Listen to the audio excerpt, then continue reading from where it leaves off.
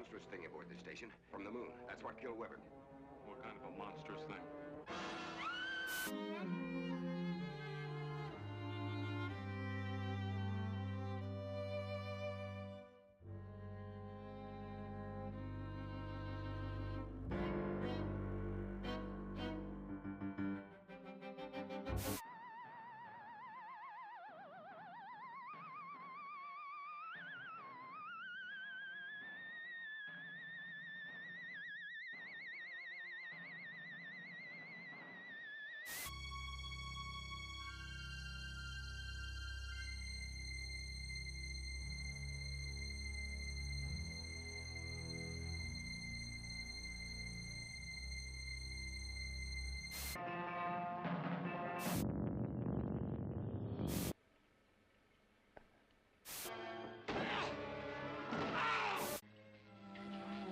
Look this way, Doctor. You will understand.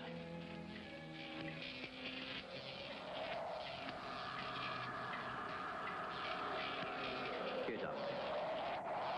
You are the first of your world to be looking at our solar system, the Astron. This is our planet, Astron Delta.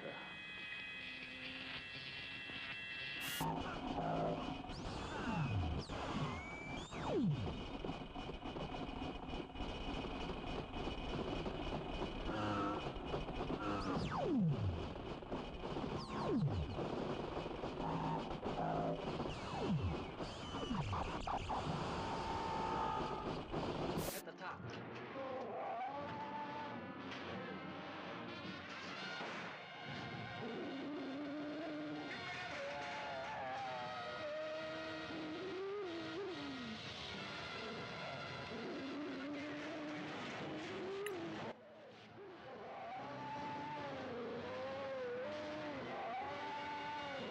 Beyond the outer limits of human adventure, beyond the barrier of human credibility, fighting the unknown forces and secret terror. There's a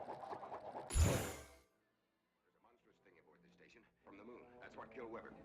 What kind of a monstrous thing?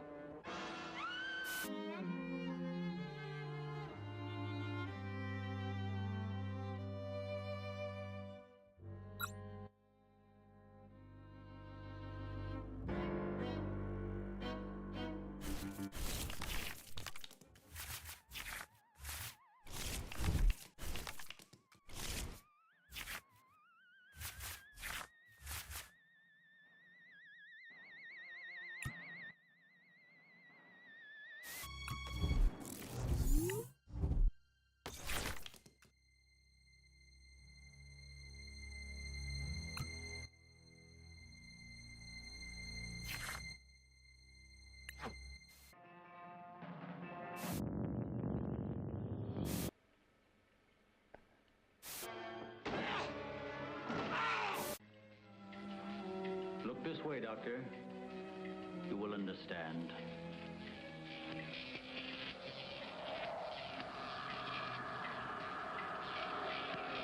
Here, Doctor. You are the first of your world to be looking at our solar system, the Astron. This is our planet, Astron Delta.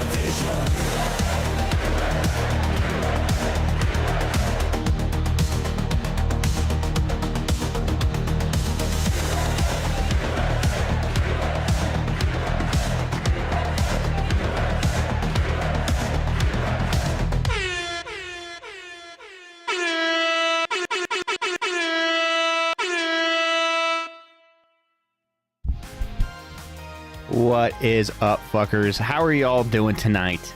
It is Thursday, it's 7 p.m., and you know what that means. It is time for some Spectre Vision. I am Londo, and we are back. So, yeah, I know I've had kind of a erratic streaming schedule for the last couple of weeks, but it's been a hella crazy month and a half at work lately. But things have been slowing down a little bit, and tonight is the start of my weekend, so we're gonna have some fun and play some Pokemon. What up, Ghost? And I actually have something a little bit different planned for tonight. So I know normally on Thursdays we do some horror streaming, but we haven't done a Pokemon stream in almost like a month and a half, maybe 2 months since the last one that we did. So I figured let's do some Pokemon tonight, but let's make it a little bit extra special. So what we're going to do tonight is I'm going to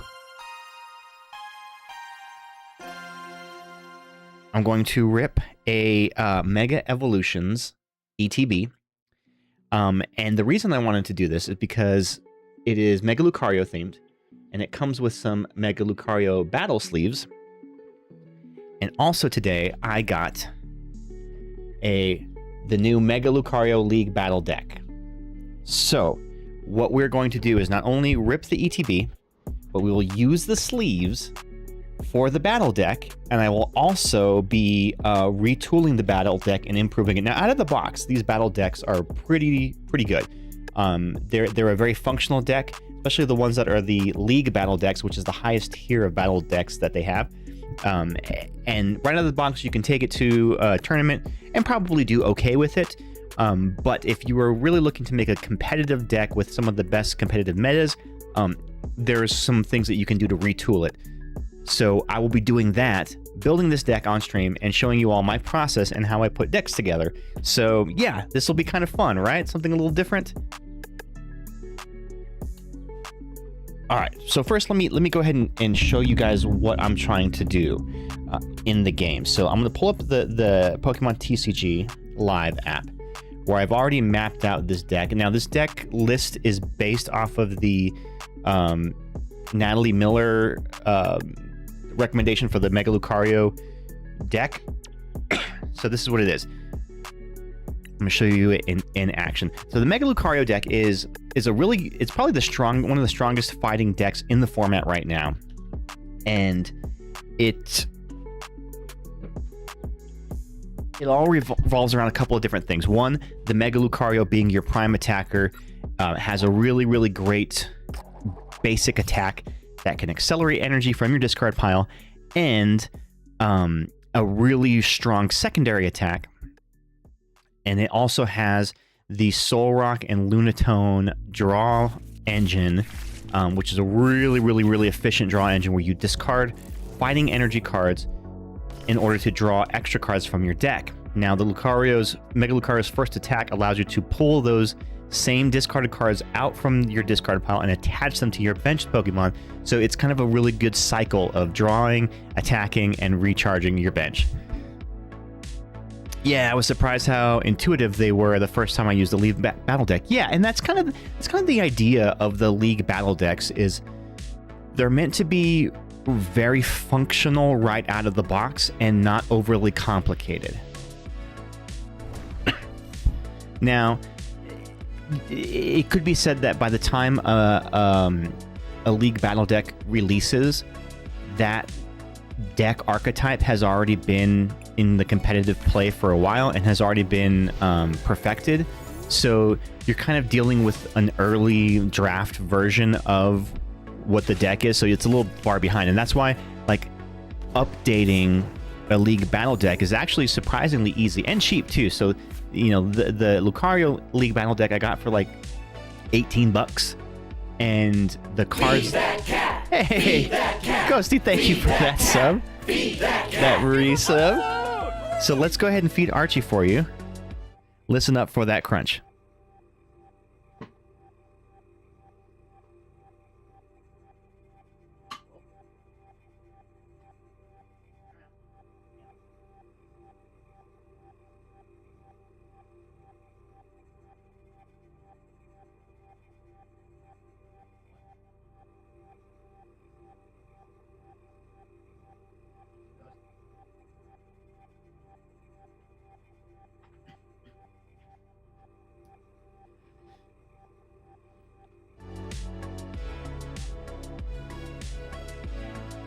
Big ol' stretch. Yeah, he was just taking a little bit of a nap on the armrest of the couch.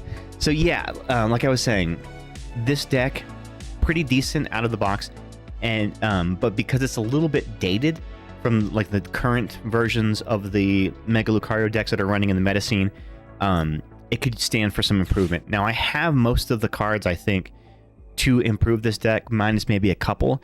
But I printed a couple proxies that I can fit in for the time being. But yeah, I'll show you all that process too coming up. All right, so not off to a great start. I mean, I'm just playing against the AI, so I'm definitely going to win because the AIs are usually garbage. They make a lot of really dumb decisions and don't play the obvious routes. So first off, the priorities are establishing the Lunatone and the Solrock, which is the draw engine for this deck. Watch this be the one time to kick your ass. There's only been one. Oh, dang it. I clicked the wrong Pokemon. Damn it. I'm supposed to get the Solrock. There's only one time where I actually lost against the AI, and it was because I was like really testing a stupid deck idea. And yeah, it did not go well.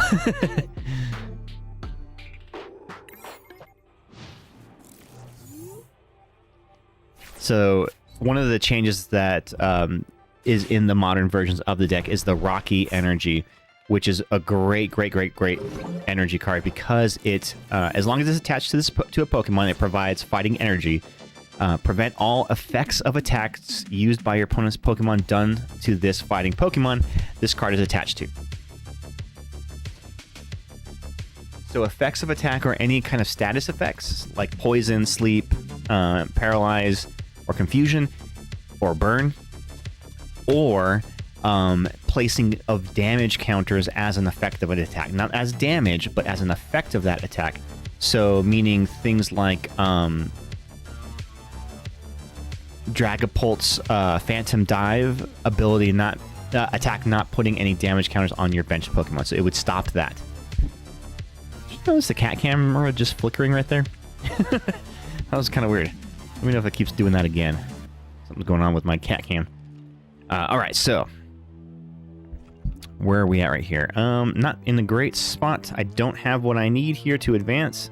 I didn't set up my draw engine, so I'm kind of at a loss. Cursed cat cam, right? All right, we'll go ahead and pass the turn.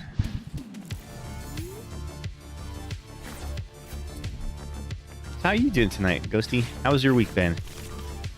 This week had been exceptionally crazy. I had to go in to work super early on Tuesday for a really important project, and so I had to be at work at 3, which means I left my house at 2, which means I was up at like 1:30. It was not great, but you know, that's what you got to do. But everything went really well, and all the stress and like long hours and stuff I'd been putting in at work had been leading to that one day, so it was definitely a relief whenever everything went well. It's been an okay week, very few meltdowns in comparison to the few. Oh, you did all right, dude? Still not getting what I need. Okay, so what we can use is the Fighting Gong. Fighting Gongs are awesome. It allows you to search your deck for either a basic Pokemon or a basic fighting energy. And we use it to get the Solrock, which we then can activate the Lunatone's ability, Lunar Cycle. During your turn, if you have a Solrock in play, you may discard a basic fighting energy card from your hand in order to use this ability. Draw 3 cards. You can't use it more than once in a turn. So, but you have to have both the Solrock and the Lunatone in play in order to get the advantage of that. And again, do not have my Mega Lucario, so we're going to go ahead. No, we'll just keep the Lunatone there. Yeah, I can't really do anything, so we'll pass the turn. Actually, you know what? Let's do this. We're going to get another energy with this Fighting Gong. Una moment on the phone. What up, Soil Dope? Today's question of the day. Oh, actually, I forgot to update it since last time, but I don't know if anybody answered it last time. So, what now extinct gaming series do you feel deserves a reboot, and why? I already know my answer for this one. All right, so we're going to retreat the Lunatone into the Soul Rock. Banjo-Kazooie. Yeah, when was the last Banjo-Kazooie game that they made? I know they've made cameos in other games, like in Smash Bros. And stuff. But, oh, Okami. I never played Okami. I know it was beautiful. It's a gorgeous game. But I never got a chance to play that one. I think they re-released it like on PS3 or something, or PS4, didn't they? All right, Screamtail. All right, so far the computer is doing all right. All right, okay, what can I do here? We're gonna bench another Riolu. We're going to Lily's Determination and hope we get into that Mega Lucario.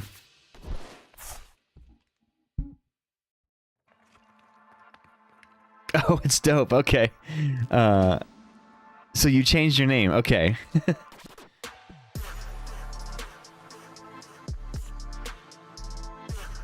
They did an HD remaster. Yeah, it's on Steam. Oh, it's on Steam. Okay, I thought it was just a PlayStation exclusive.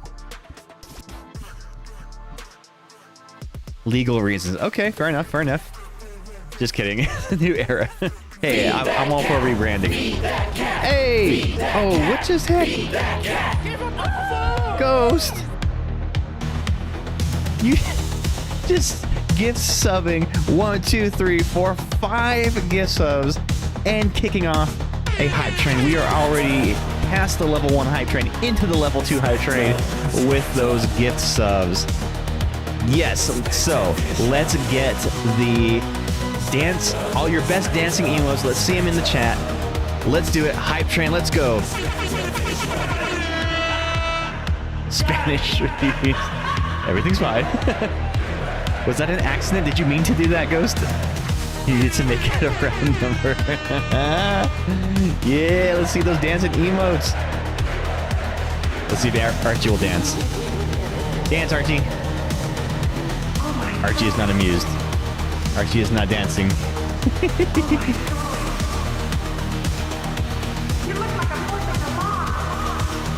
I love it. I love the dancing emotes.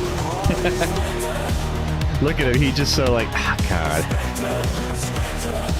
What's funny is he knows that this is the start of the stream, so he recognizes the music, but he's like, we're already streaming. What's going on? What the hell's going on here? Dance, Archie? No. All right, all right, all right.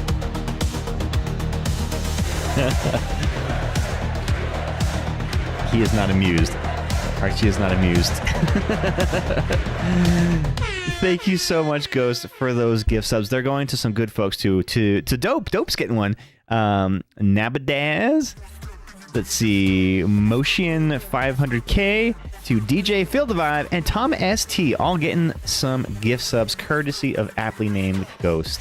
You are too kind, Ghosty. Always gonna believe in you. Aw. You believe in me even when others don't. Alright, so here's what we're gonna do here. We are going to evolve into the Mega Lucario. And we'll put a Rocky Energy on this Riolu. And what should I do? Should I can take out his Clefairy EX. Let's do that. We're going to do that. So we're going to evolve into the Hariyama. And Hariyama has a really great ability called Heave-Ho Catcher. Once during your turn, when you play this Pokemon from your hand to evolve one of your Pokemon, you may use this ability. Switch in one of your opponent's bench Pokemon into the active spot. So it's like a free boss's orders whenever you evolve it. We're going to use that to bring in the Lily's Clefairy. We're going to retreat the Solrock into the Mega Lucario using Mega Brave for 270 damage and getting a 2-prize knockout. Big ol' punchin'. Big ol' punchin' boy.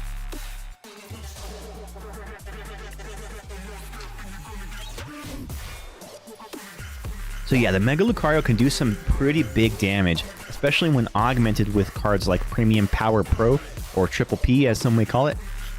During this turn, attacks used by your fighting Pokemon do 30 more damage to your opponent's active Pokemon, and that does stack.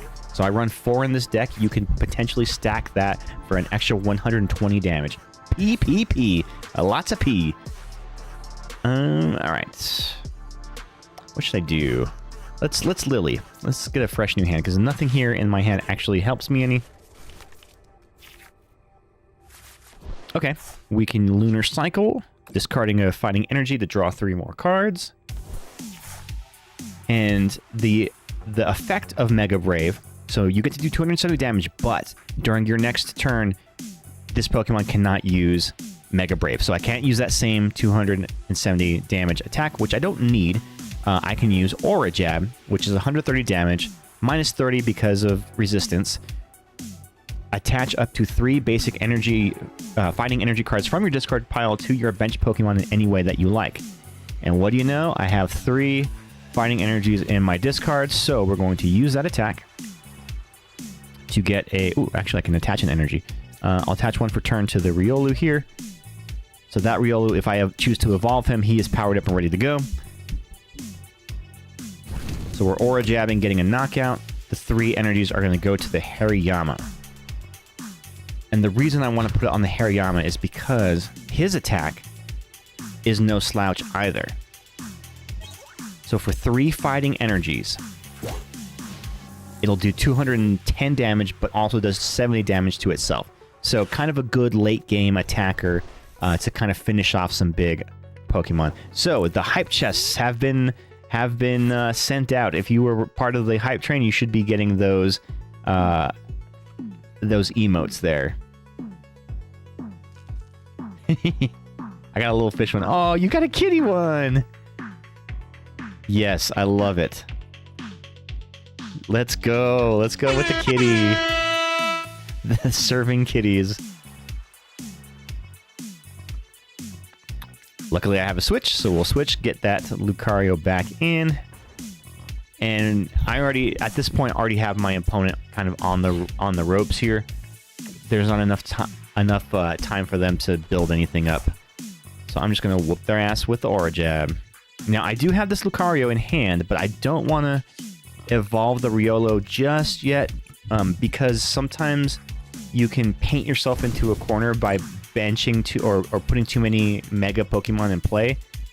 So it's best to kind of keep it until you actually need it. I love all the kitties. I love all the kitties. You know what? Since we got that hype train, we've also hit our sub goal. What am I gonna do for the sub goal? Maybe I'll open a prismatic pack. I think I might have a prismatic pack somewhere around here. A prismatic evolutions pack. We can do that. Special for that. All right, let's see. Well, I mean, I don't really need to do anything. I can just finish these guys off here. So we're just gonna do that. Just keep working on them. What's funny is they're all Psychic type Pokemon, so they are resistant to the fighting, but even with the resistance, I'm still doing enough damage to knock out their Pokemon. And 1 prize away means I have the win. So this is the deck that we're going to be building tonight on stream. So firstly, we will rip open this Mega Evolutions Elite Trainer box so that I can get the sleeves for it, which are Lucario themed. And then we will be opening up the Mega Lucario League Battle deck and assembling that deck with some minor alterations that I've researched for that. They put the Hero's Cape on the routes to get its HP up to 170, but it matters not, because not only do we have the Premium Power Pro, but I can use the Mega Brave to do 270 damage to collect the final prize card. All right, let's do this. You know what? I want a drink. I want a beer. Is anybody gonna have a beer with me tonight? Let me go grab a beer real quick.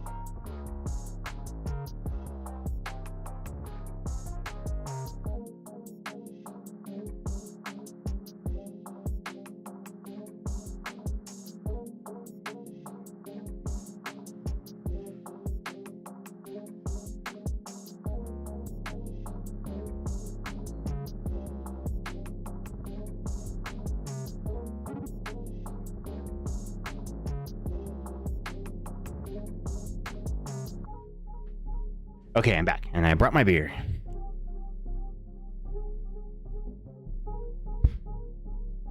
Gonna open up a drink after Nate gets home. Gotta help him unload the generator from the Subaru. Oh, a generator, huh? So, I went to the fridge and got a beer. And the only beers that we had were Mexican beers. And you can't have a Mexican beer without lime, so I had to go get a lime out of the fridge and cut a lime so I can put it into my beer. It's a whole process. Oh, that's right. Yeah, he's doing work. That's why he's not coming to Pokénut on Saturday. Shame. But we'll still have a pretty good crowd. We'll have to play in his honor.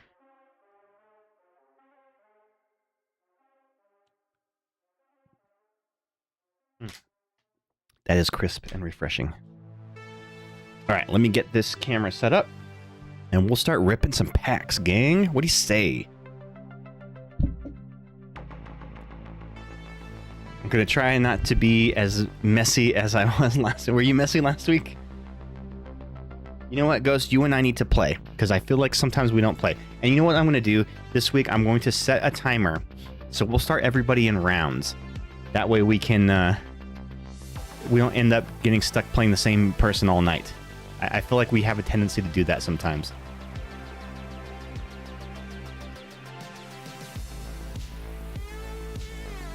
He just pulled in. BRB. Okay.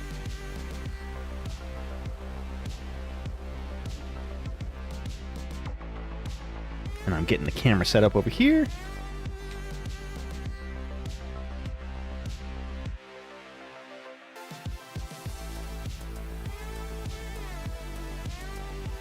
Hello, camera.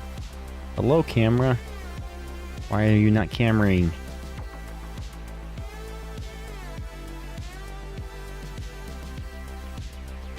Oh, great. The freaking card camera is not working. Why? Why?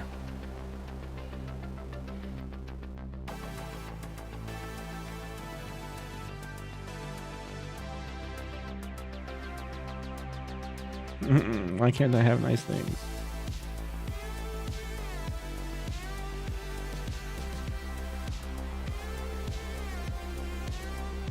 I know this is the right camera.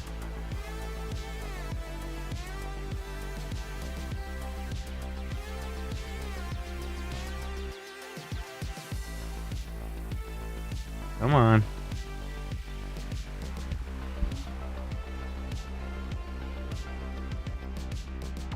I literally was just looking at this camera a second ago.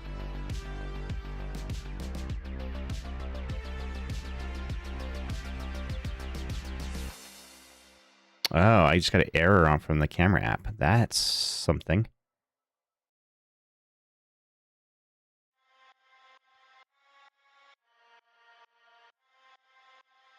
Okay, so my camera's being wonky. I don't know why. That's not good. It was literally just working a second ago.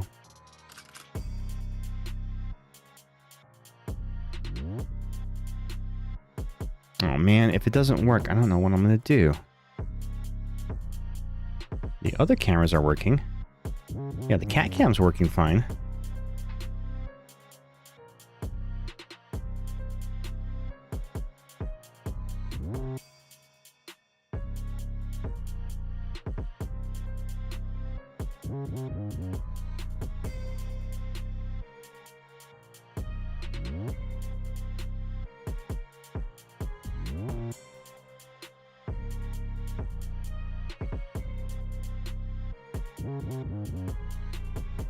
Yeah, I'm getting an error when I try to open the camera app.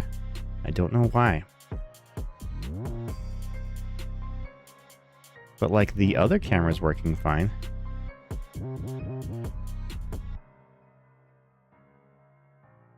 All right, let me try unplugging the camera and then plugging it back in. Let's see if that works.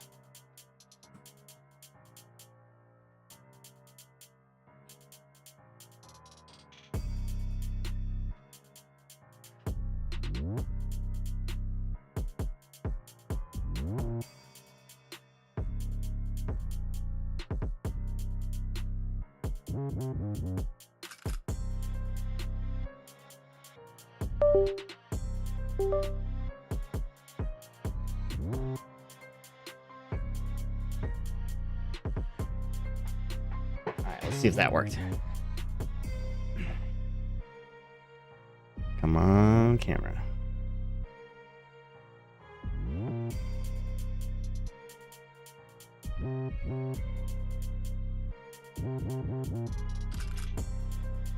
Okay, I'm seeing it in my camera software, so that is good. I just need to get it working in the streaming software. There we go. Yes, okay, we fixed it. We got the overhead camera working. Let's go, gang. We did it. Mission accomplished. We're going home. Pack it up.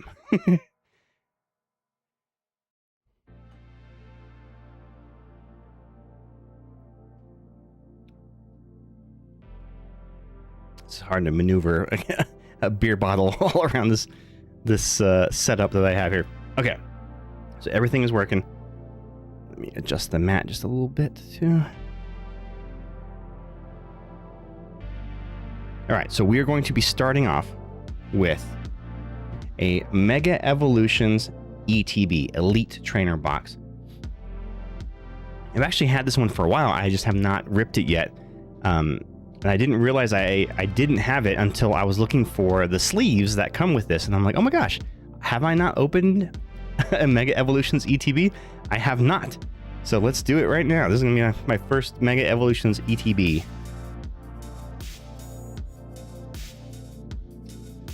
So in an ETB, an Elite Trainer Box, we get 9 Pokemon TCG Mega Evolution Booster Packs, 1 full art promo card featuring Riolu, 65 card sleeves, 40 Pokemon TCG Energy cards, a player's guide to Mega Evolution expansion, 6 damage counter dice, 1 competitive legal coin flip die, 1 plastic coin, a collector's box to hold everything, with 6 dividers to keep it all organized, and a code card for Pokemon Trading Card Game Live. You always want to know what the dice end up looking like? I know, right? That's like one of the coolest thing. I like the dice and then the promos. The promos are really cool. And if you get the Pokemon Center ETB, it comes with, I think, 2 extra packs and another copy of the promo card, but with the Pokemon Center insignia stamped on it. And that stamp is worth a lot of money. It actually almost doubles the or triples the price of the card because it's so exclusive.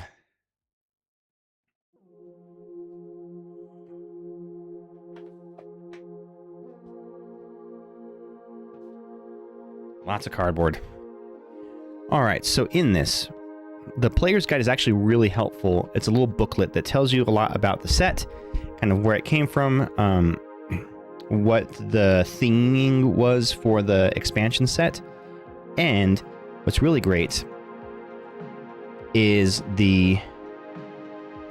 toward the back, you've got a layout of all of the cards included in this set, and it tells you which ones are, what the rarities are, whether they are the standard cards, whether they have a reverse holo foil set. So there's a whole roadmap of all the cards in this set. And a lot of people will like to do what's called a master set, where they collect every card in the set. And so this is a nice little guidebook that shows you every card that is included, including the rare cards. Now they won't do the promos because the promos come out along the lifespan of the set, so the promo cards will not be included as part of that. But yeah, you've got everything in here. Really cool guidebooks. A wild amount of money increase, yes. All right, so here is the ETB, and it got a really like kind of sturdy. It comes with a sturdy little box too, so you can put all your cards in there. I use them to put like bulk cards in, and I need to sort and whatnot. All right, so here are the sleeves, the Mega Lucario sleeves, which is actually the whole reason why I'm opening this ETB tonight was just for the sleeves, because I wanted them for this battle deck that I'm building tonight on the stream. But I figure we're gonna rip some cards, might as well rip them from an ETB, right? Some energy. Who needs these? I mean, you get so many energies as you're getting opening packs and stuff that you just have an abundance of energy cards. I don't need any of these. The aesthetic. Yeah, I know, right? You got to commit to it for the aesthetic. A Riolu coin. Very cool. So I will definitely use this in the deck. I'll put it in my deck box. And the Riolu. Oh, look at him. He's so cute. And he's on top of the radio tower, right? So all of these are based off of the Pokemon ZA. So I'm guessing this is a tower in Lumio City. Very cutie. All right, Ghosty, here are the dice. So you get the damage counter dice and this bigger dice, which a lot of people use as a instead of a coin flip, they'll roll a die. So odds or evens. I actually don't like rolling a die for. I like flipping a coin. I feel it feels more visceral for me. You got a theory about the colors? Ooh, let's hear it.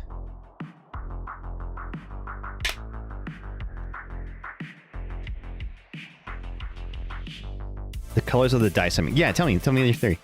And 1, 2, 3, 4, 5, 6, 7, 8, 9 Mega Evolution booster packs.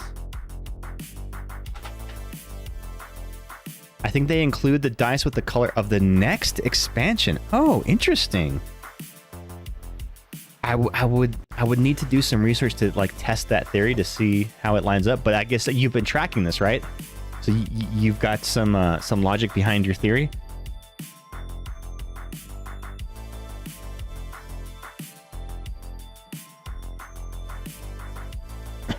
So Mega Evolution is the start of what's called an era in Pokemon trading card games. So there's the Pokemon, at least in the modern sets, have been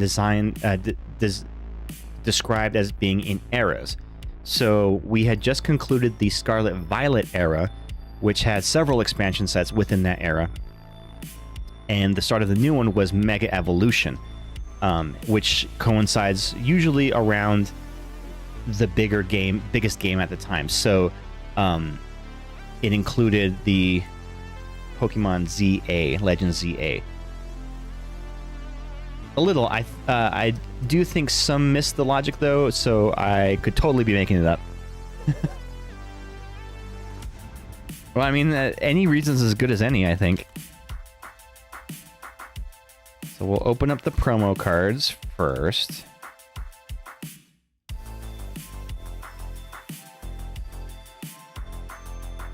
And you get a code card that you can scan in Pokemon TCG Live, and it'll give you an ETB in the game with including the sleeves and deck box for it too, and the coin.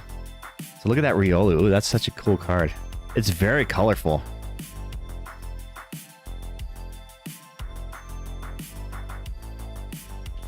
Let me go ahead and put a sleeve on it and get this bad boy in a top loader.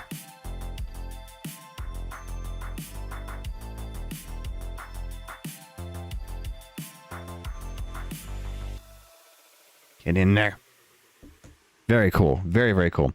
And it also comes with a couple of these little divider cards that you can use in your bulk boxes and whatnot. They're really cool. They're useful to kind of separate your decks and stuff. All right, here we go. What should we open first? A Mega Evolution or a Mega Evolution? What do you say? Let's go with a Mega Evolution. Now, this doesn't happen every time, but sometimes when I open ETBs, I'll notice where a couple of packs will have the exact same cards in it as the pack before it. Yes, same thought. Killing Mega Evolution. Yeah, that's probably a good bet, at least to start it off. All right, do we get some hype for some first pack magic? Wish me luck, gang. Here we go. First pack of the night. We have Lightning Energy, a Vulpix, Bulbasaur, So yeah, the Mega Evolution era brought back Mega Evolution Pokemon, which hadn't been in play in the TCG set for quite some time. So they brought it back with the game, coinciding with the game bringing back the Mega Evolution mechanic. Pokemon Center Lady. I actually think this is a really underrated and underused supporter card. Heals 60 damage from one of your Pokemon, and it recovers from all special conditions. I think it's a really good one. Riolu, there we go. Lieutenant Surge's Bargain.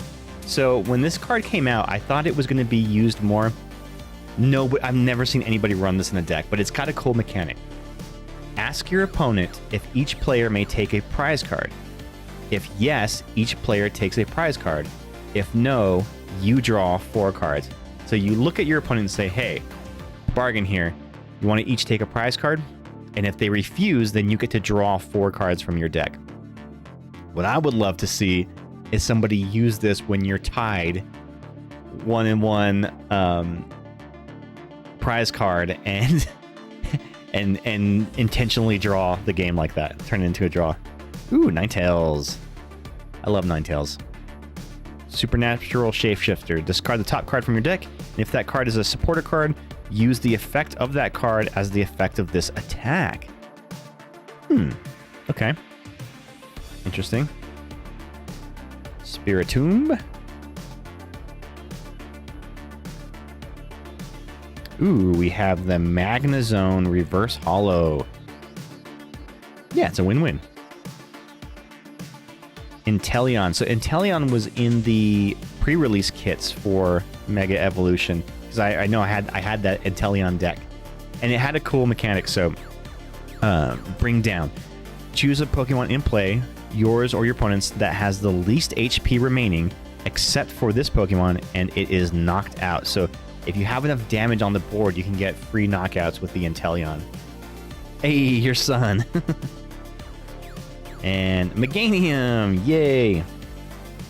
Ooh, Ghost, I have retooled my Mega Venusaur deck, and it's actually pretty good now. And I use the Meganium and the Mega Meganium in it too. And your daughter, the whole family.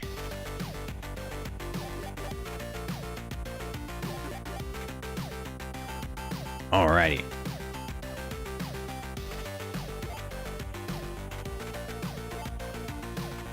Next, let's do another Mega Evolution.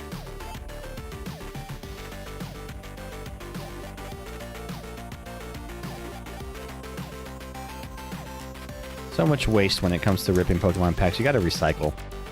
And I do think even the cards are recyclable. So like, you know, any unwanted bulk cards or energy cards, you could potentially just recycle them. Tangela. And yes, it's pronounced Tangela, like Angela, but with a T in front of it. Sandshrew. Oh, I love the design on this card. I don't know, just the background looks really cool. It's a little cutesy, but I did find a little chibi trainer dress-up game that has some champion Pokemon. Ooh, yay. Put it in the Discord on the Pokemon channel. Litleo. Clauncher. Iron Defender. During your opponent's next turn, all of your metal Pokemon take 30 less damage from attacks from your opponent's Pokemon. Grumpig. Energized Steps. Once during your turn, when you play this Pokemon from your hand to evolve one of your Pokemon, you may use this ability. Look at the top 4 cards of your deck and attach any number of basic energy cards you find there to your Pokemon in any way you like. Shuffle the other cards back into your deck. Okay. Pyroar. Intimidating Fang. As long as this Pokemon is in the active spot, attacks used by your opponent's active Pokemon do 30 less damage. Ooh, Switch. Very useful reverse holo card. Switch is one of those cards that usually remains legal for the duration. This is a card that has been in play since the very beginning of Pokemon trading card game. in the 90s, and they just keep bringing it and reprinting it back. And technically, you can use any earlier iterations of those cards as long as they've been reprinted and have the same effect. Oh, let's go! We got an Executor Illustrated Rare. Look at that. Super cool. Ooh, it's very colorful. Trying to like let it catch the light so you can see the full art of it. Very pretty. And a Clawitzer or Clawitzer. I can't tell what's going on in this picture.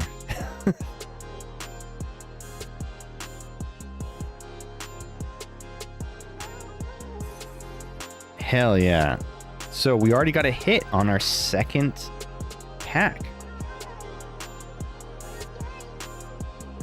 What is this card worth? Is it worth anything, Ghost? What do you think? Some of these top loaders are kind of dirty. I'm like clean them off. There you go. That helped a little bit. Buff them out. They're all smudged. Executor. So 2 Illustrated Rare cards so far in this ETB. Well, one of them is the promo, so I guess that still counts, right?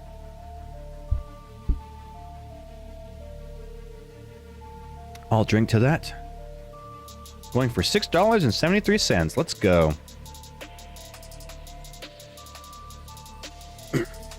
All right. The next Mega Evolution pack. This one's got a Gardevoir on the front. Yeah, I remember when they were first announcing the new Mega Evolution era. I was like, man, these Mega Evolution Pokemon are going to break the game. And they did and they didn't. So Mega Evolution these cards are particularly powerful, right? These Pokemon usually have really beefy HP and they can do some crazy damage, or they have some really, really good abilities. But if your opponent knocks out a Mega Evolution card, they take 3 prize cards instead of 2 for a normal EX. So it is a bit of a trade-off. Obviously, chances are higher here because there's plenty of packs, but I've got a good feeling about this ETB. Me too. I feel it too, Ghosty. I think just because, you know, it's been a really stressful couple of weeks with work leading up to it, I'm feeling very positive. I have good positivity in the air. Now that I've, you know, completed that project, I'm ready to relax and burn off some steam and to reward ourselves with some Pokemon. Oh, and guess what? So I ordered this League Battle deck, right? They sent me 2 of them instead of 1. I even went back and looked. I'm like, did I order 2? No, I only ordered 1, but they sent me 2. So, okay, freebie. I'll take it. True, just opening packs gives the good brain juice. I don't know if I've ever seen that Nuzleaf before. Nuzleaf. Is that where the phrase Nuzlocke comes from? Mega Signal. Oh, what is this? I don't like when songs have words. I just want instrumentals, damn it.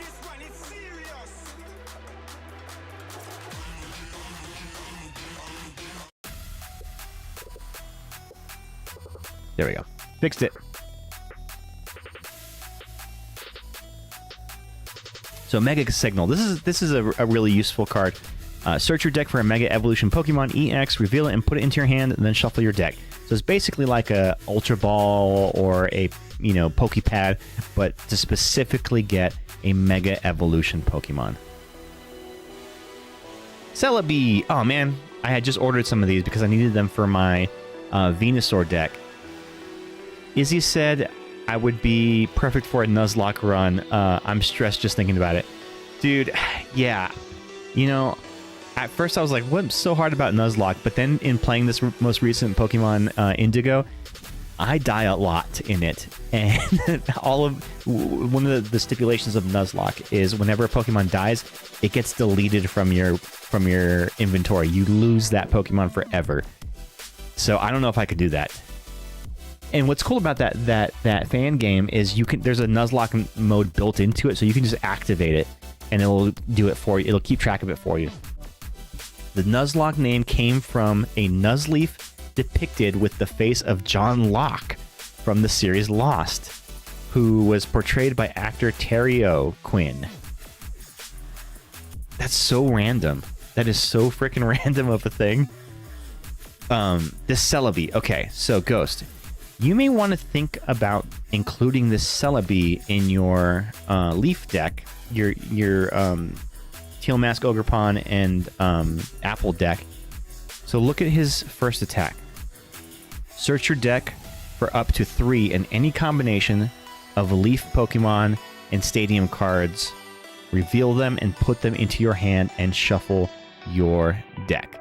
So very, very useful to help get up, set up very quickly. Now, they're intended to die in that front seat, but you get to set up your next turn pretty easily, meaning you can get 2 Teal Mask Ogerpons, or let's say 1 Meganium, 1 Teal Mask Ogerpon, and the growing tree, what's it called? Tree of Vitality or whatever, that allows you to evolve. Or you can just get every line of a Meganium and then evolve them if you already have the tree in hand. So it can be very, very useful to help you get set up really quickly. Honestly, it could be great for Festival Lead. Oh yeah, Festival Lead deck.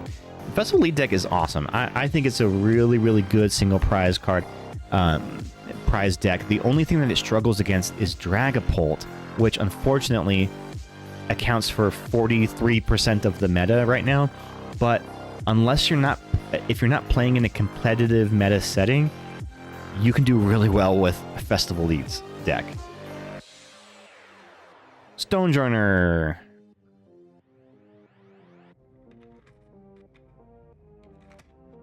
Ooh, Litleo Reverse Hollow.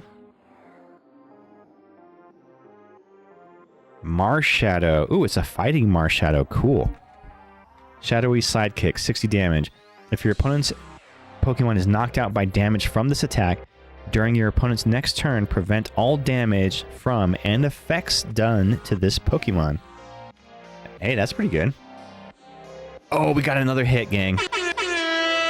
Looks like it's an EX card. Maybe it's a Mega Evolution.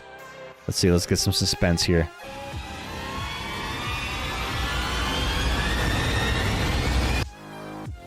Mega Kangaskhan EX. Very, very useful card. So this is a great card to slot into a lot of different decks because of it being a colorless Pokemon. Super handy. Its ability, though, Run Errand. Once during your turn, if this Pokemon is in the active spot, you may use this ability, draw 2 cards. You can't use more than one Run Errand each turn. So you just get to draw 2 cards if he's in the front seat. And his attack, Rapid Fire Combo, does a base of 200 damage. Flip a coin until you get tails. This attack does 50 more damage for each heads. So you could potentially do some huge damage with this Pokemon. And with 300 HP, he's pretty beefy too. Or I guess she's pretty beefy. Not a bad card and can be used as a secondary kind of pivot attacker. Most people use him as a draw mechanic, but it with 200 base damage and potentially more, you could pivot to it to do some really big damage. The only drawback is the high attack cost of it and the high retreat cost of it. So it not very economic choice, but could be useful if you run out of options with your main attacker.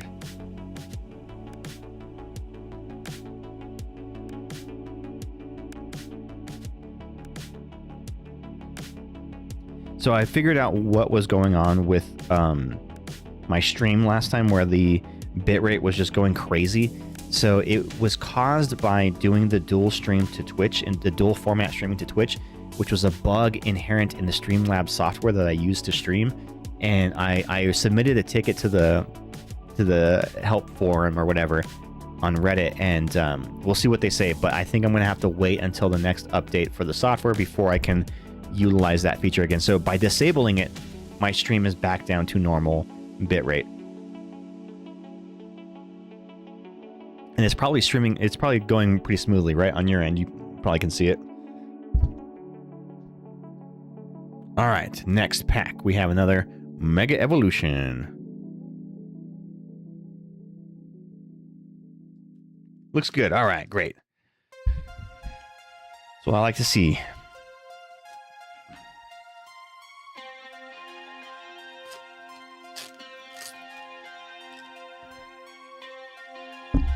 You know, I have not opened a whole lot of Mega Evolution, come to think of it.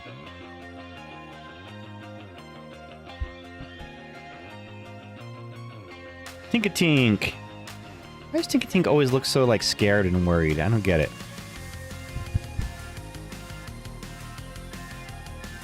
Is it because they're not tough? Like the Tinkatuff? Nick it.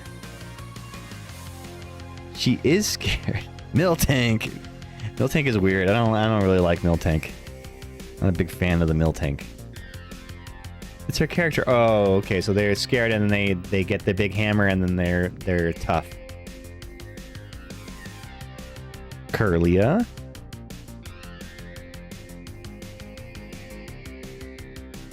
Tinkaton. There's Tinkaton right there.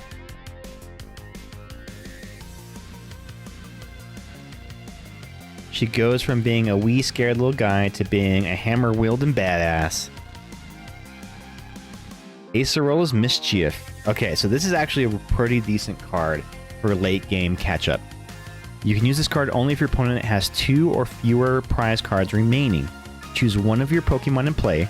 During your opponent's next turn, prevent all damage from and effects of attacks done to that Pokemon by your opponent's Pokemon EX. So you can basically protect one of your Pokemon from getting knocked out. Speaking of whom...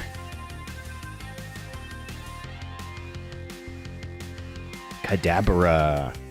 The Alakazam deck is a pretty good deck in the meta. Single Prizer can do some huge damage and has a lot of draw mechanic too. Spoink! Reverse Hollow. Nate loves that deck, the Alakazam one. Yeah, I have a deck where I merged Alakazam and Dragapult, and it's pretty cool. It also uses the Togekiss, and Togetic line. Because of the Togekiss's ability that whenever you knock out your opponent's active Pokemon, you flip a coin. If heads, you draw an extra prize card. Heliolisk and Lunatone. Hey, Lunatone! Great, I need this for my Lucario deck. I'm actually going to set this one aside because I may need it. I don't know how many Lunatones come in the deck, but we'll see. I like the art on this Heliolisk. It looks very cartoony, doesn't he? Looks like a cartoon. Devilish.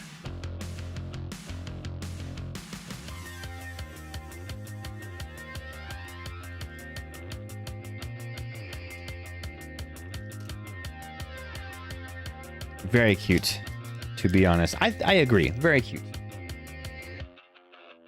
He's like one of those, it's like a, what are they called? Like a gecko, then they run across water. Like a specific kind of gecko, right? Like that's what he's modeled after. It says he's a generator Pokemon on his description. Yeah, you know what I'm talking about, right? And you look at the slow-mo videos of them running and they're just like kicking their legs as they're running across the water. And there's the Tinkatuff. Haphazard Hammer. Once during your turn, when you play this Pokemon from your hand to evolve one of your Pokemon, you may use this ability, flip a coin. If heads, discard an energy from your opponent's active Pokemon. Hey, that's kind of cool. It's like a free hammer. What's it called? The Not the enhanced hammer, the other hammer. Well, which makes sense because they have a hammer. Basilisk lizards. There you go. That's what I'm thinking of. Tyrogue. Pow pow punching. Use flip a coin until you get heads. This attack does 30 more damage for each heads. Hey, that's kind of cool. And it's a free energy cost. But I think frilled neck lizards are closer to Heliolisk's design. Oh, okay. I guess that makes sense. I don't know a lot about lizard anatomy. Sobble. Electrike. Forest of Vitality. Very, very, very useful card, especially in grass decks. So, each player's Pokemon can evolve. Each player's Leaf Pokemon can evolve into Leaf Pokemon during the turn they play those Pokemon, except during their first turn. Meaning that you can go from a basic Pokemon all the way to a stage 2 Pokemon in one turn, including when you just put that Pokemon into play, with the exception of your very first turn of the game. Volcanion. Shiftry. Ooh, we got the Tinkatuff Reverse Hollow. Shedinja. Fragile Husk. If this Pokemon is knocked out by damage from an attack from your opponent's Pokemon EX, your Pokemon can't take any prize cards for it. Oh, that's pretty cool. Good against EX Pokemon. Damage beat. This attack does 20 damage for each damage counter on your opponent's active Pokemon. Ooh, Steelix. I love Steelix. Steelix is such a cool Pokemon.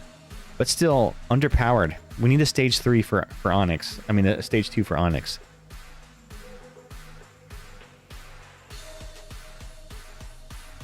Aw, Sobble, little baby, yeah. Or, hear me out. Baby Onix. Oh, baby. Oh, it's like a little worm. A little rock worm. Or maybe like Onix that can evolve into different elemental types. So like, you know, you use the steel coat to evolve the Onix into a Steelix, but like what if there was like, I don't know, like a fire Onix or a grass Onix. Like Evolution Onix, there you go. The Onix Lucians. Ghost Onix is a tombstone. Yeah, you just call him Tombstone. Mossy Onix. All right, here we go. Pack number 6. Right? 6, 7, 8. Yes. Pack number 6. Wow, we've already gone through 6. And it's only been an hour. It's okay. We're gonna build a deck for the second part of the stream. Seeing potential. Yes, yes, yes. Copyright it.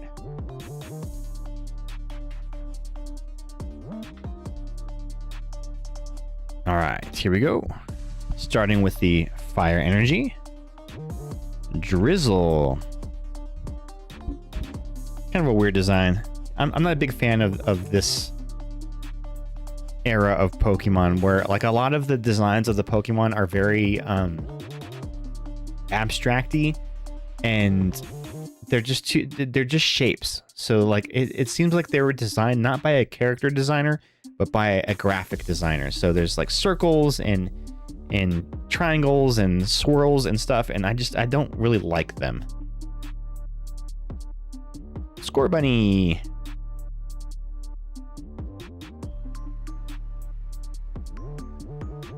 Drizzle is very much an odd middle evolution.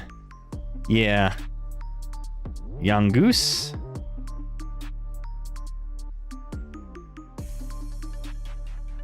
Rare Candy, staple card of the TCG game. In fact, always comes back in a big way and is played in almost every deck. Or at least every deck that has Stage 2 Pokemon. Ninjask. Cast Off Shell. Once during your turn, when you play this Pokemon from your hand to evolve one of your Pokemon, you may use this ability. Search your deck for a Shedinja and put it onto your bench. Then shuffle your deck. Oh. So you can evolve. You evolve the Nincada straight into the Ninjask. And then you search for a Shedinja and put it straight to your bench without having to evolve it. That's kind of cool.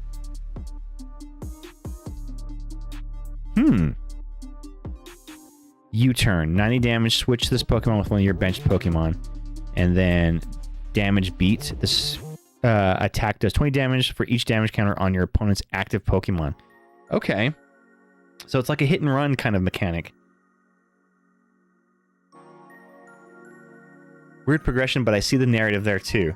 From tiny crying baby to emo with bright ass gloves and super spy assassin.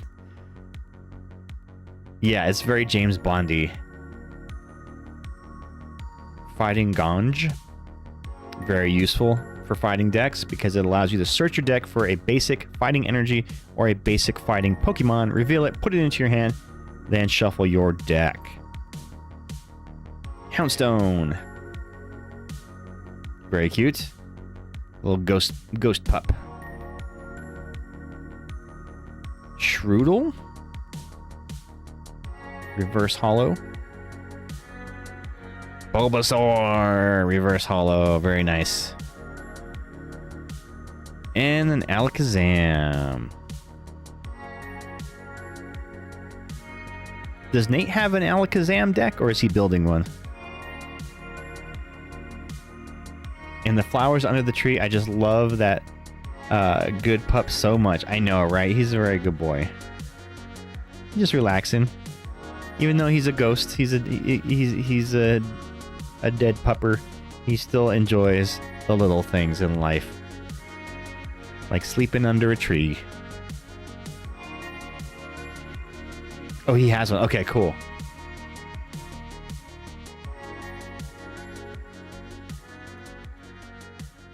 He's been using that Pokemon. I haven't played against Nate in a while. I need to play him. I think last time I played him, he used his farts deck.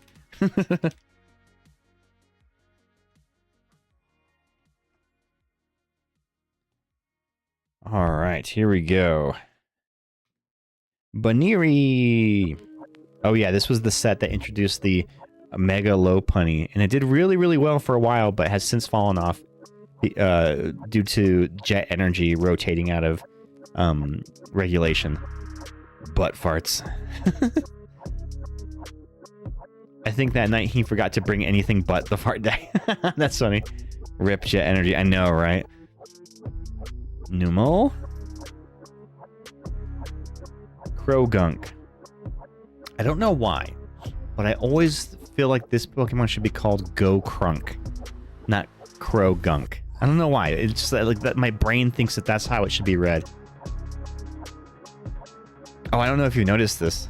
The black and white TV behind me. So I did something new. I figured out how to hook it up to my computer, so it's actually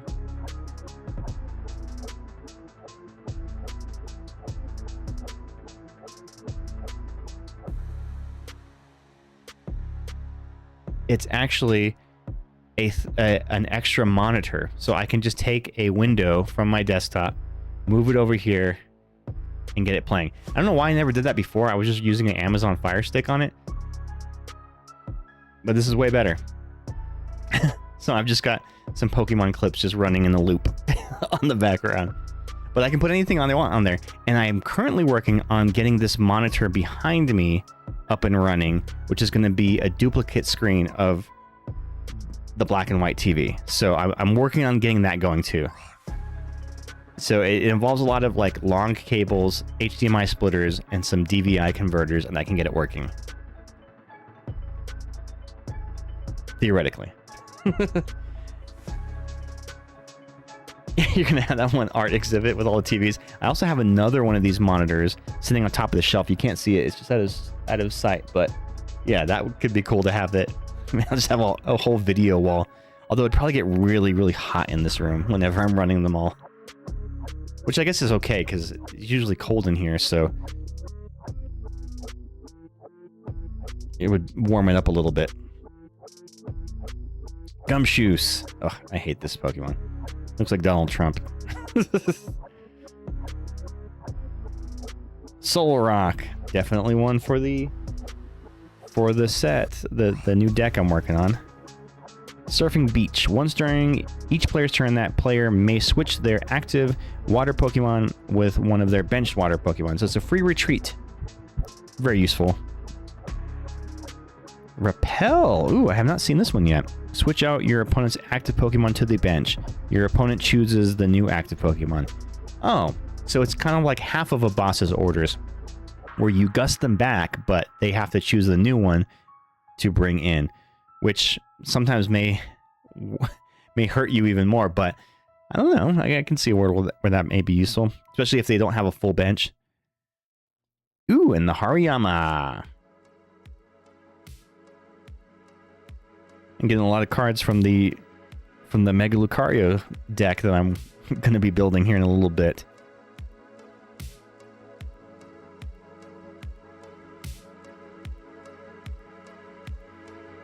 All right, so far just those two hits. We got the Mega Kangaskhan and the Executor Illustrated Rare. This is a very yummy bear.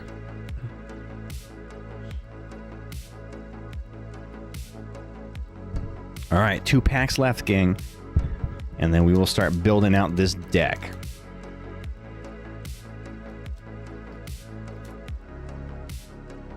So we've got the Mega Lucario deck, the League Battle deck box, and then we're going to do some augmentations to it to make it a little more competitive in the current state of the meta. Ice Cube! Very strange. Does his head melt? On hot days, these Pokemon press their Ice Cube heads together to pass the time, cooling each other down. Oh, that's kind of cute.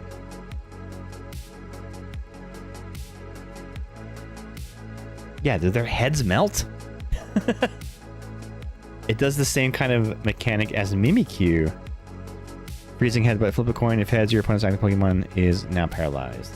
The first attack breaks the ice, but does no damage.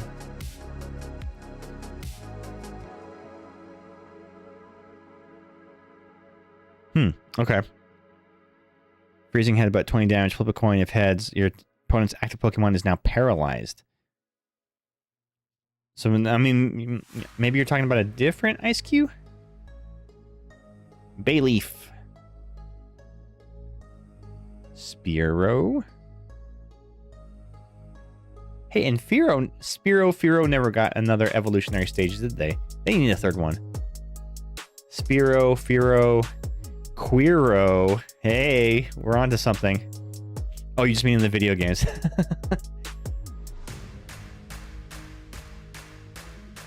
Onyx, there we go.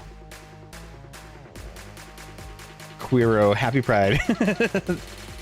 So, yeah, Onyx. You'd think for such a big, beefy Pokemon, he'd be much stronger, but he has very low HP, and his attacks and retreat costs are massive energy costs. So bind, 30 damage, flip a coin. If heads, your opponent's Pokemon is now paralyzed, which is, not bad, but only 30 damage for 2 energies. And then strength, which is 4 energy cost to do only 100 damage. That's kind of insane. I used to think Ho-Oh was the third evolution of Spearow, just because they were in the same episode. It does look very similar. Yeah, I can see that. Because the Fearow has that big kind of billowy stork neck too, and then like the wings. I can see that. Maybe it was intended to be at one point. Centiskorch.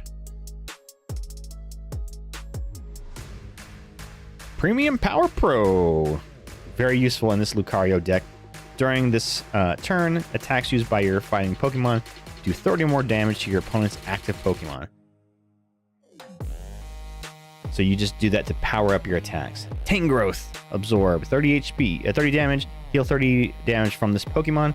And Pumped Up Whip, 120 damage.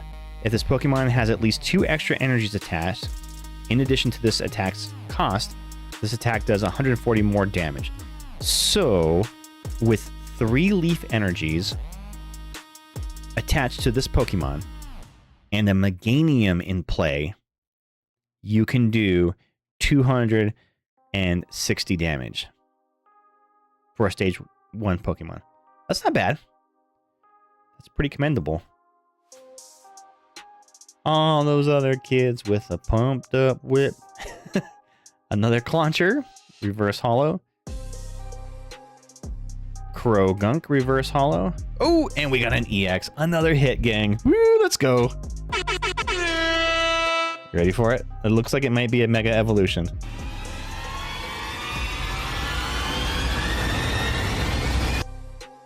Mega Abomasnow EX. Let's go. I want this Pokemon to work. It seems like it's just too big of an investment. Hammerlanche. 2 energies. Discard the top 6 cards from your deck, and this attack does 100 damage for each basic water energy card that you discarded in this way. So that's... if you have a lot of energy, you can do a lot of damage, potentially. Frost Barrier. During your opponent's next turn, this Pokemon takes 30 less damage from attacks. 200 damage. It's not bad. It's solid. But as I've learned from playing my Misty's Gyarados deck, is relying on discarding cards from your deck to do damage is never a reliable strategy. Abomasnow! What a lad.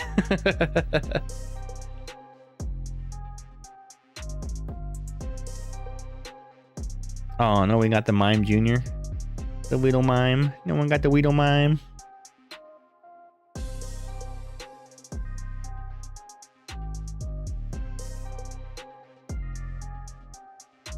Okay. All right, last pack of the ETB. Last pack, gang. What do you think? We're gonna get something good? Let's see.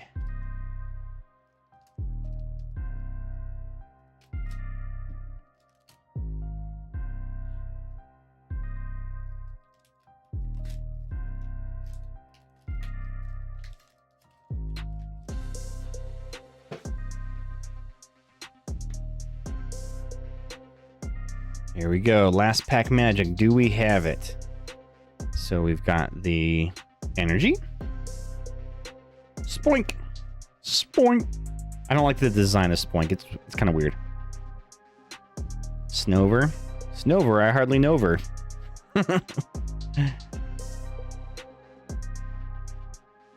Toxicroak. This Pokemon also does 20 damage to itself. Okay. I mean, not bad. It's only 70 damage, does 20 to itself, but it's only a 1 energy cost, so that's not bad. Delivered. Look at him.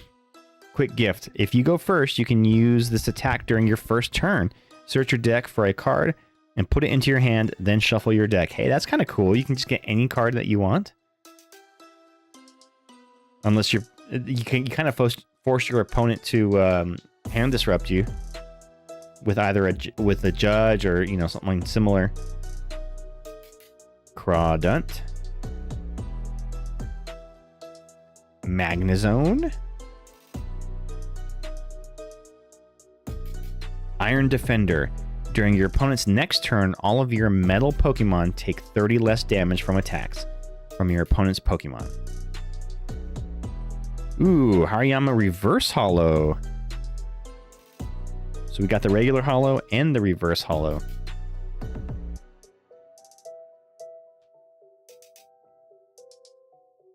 Gumshoe's reverse holo. That's a lot of nuts. Feed that cat. Feed Hey, that Nate. cat. Feed Show me the that hits. I'm late. cat. Feed Will that do. cat. And we'll feed the cat too. He ran out of the room, but let me go get him. And lastly, we got another Lunatone. So let me go ahead and put these on here, and I will get that cat fed. Thank you, Nate, for that sub. How you doing, bud? I heard you're getting ready for your shoot tomorrow. Or I guess, does it start tomorrow or does it start this weekend? All right, listen up for the crunch, and I gotta shake the treat jar to try to get Archie back in here.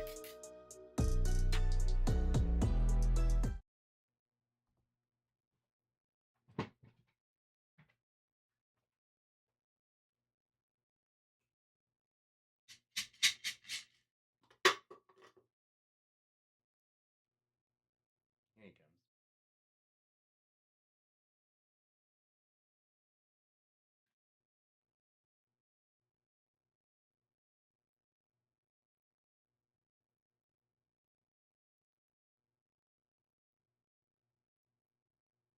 Thank you, Nate.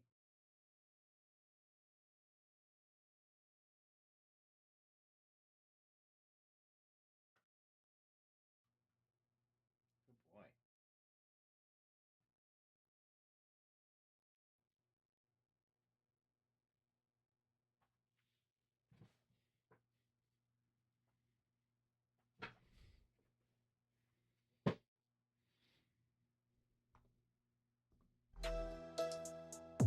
Starts Saturday. Loadout is tomorrow. Camera prep day and equipment pull today. Oh my goodness. I'm so bushed. We haven't even started yet.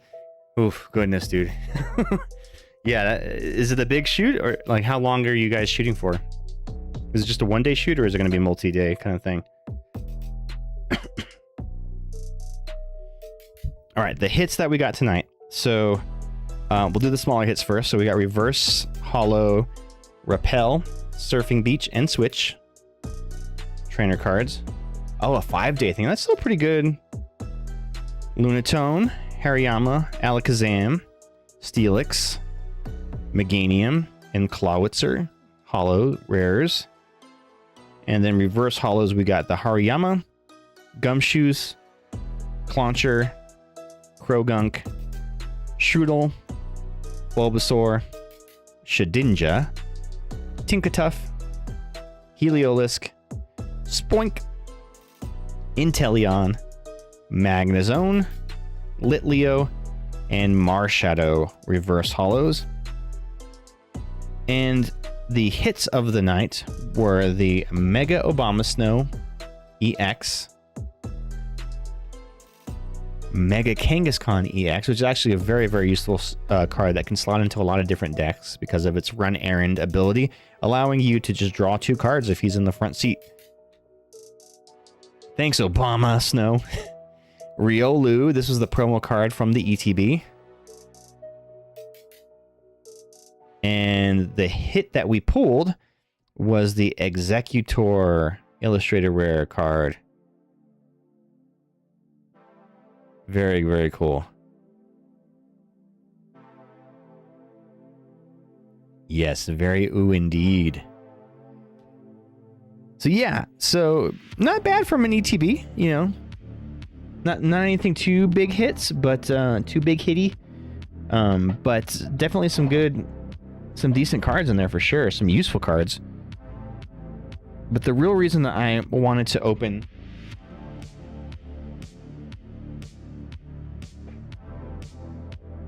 an ETB tonight was for these sleeves, the Mega Lucario sleeves that came with it. And I say that because I just got a Mega Lucario EX League Battle deck. I just got 2 of them. They sent me 2 instead of 1, so I got a free one. So I'll add that to the raffles for Poke Night in the future.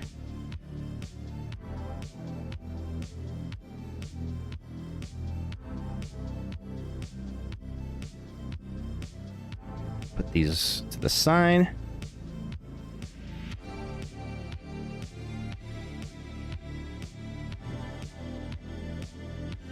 Okay. And I got the cool coin for it. So for this, I have done something where I have pre-set up the deck build in TCG Live.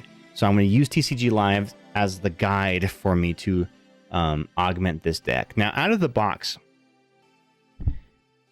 Ghosty will hold my money for raffle. Okay. As out of the box, it's not a bad deck. It's actually pretty useful.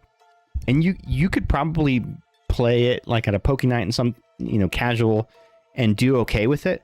But I'm going to be making some changes to it to make it a little bit more competitive against the current metas in play right now. And this is a deck list based from Natalie Miller, who she's a writer for TCG Player and competes very regularly in large Pokemon tournaments. In fact, I think she got top 8 in NAIC.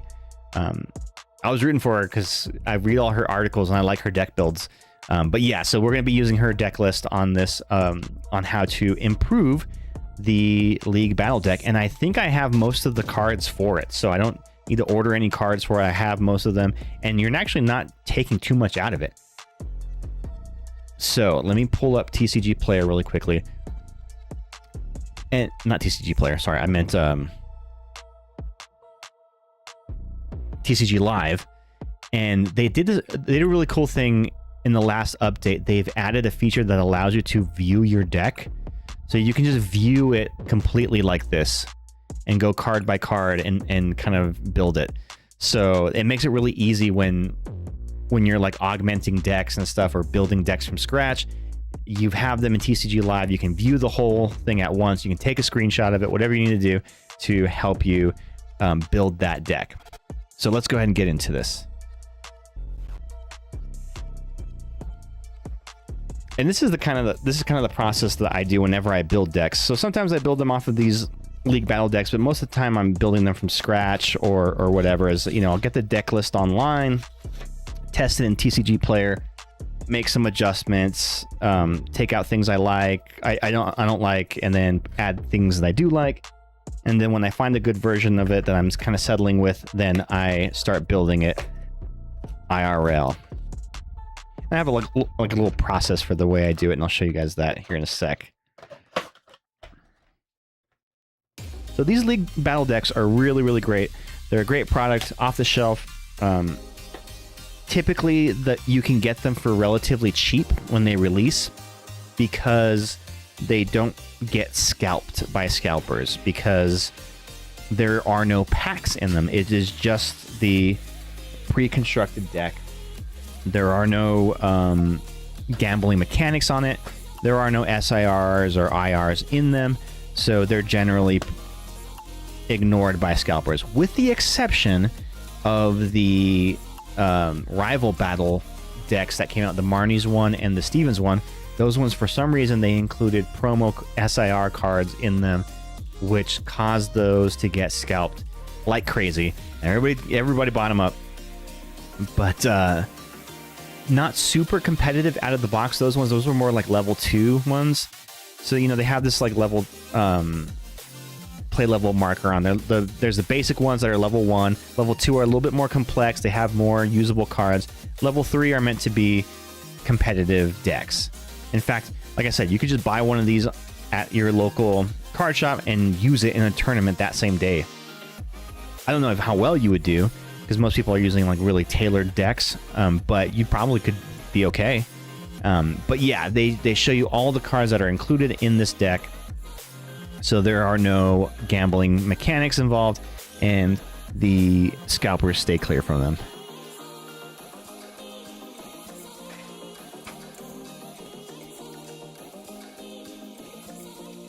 All right.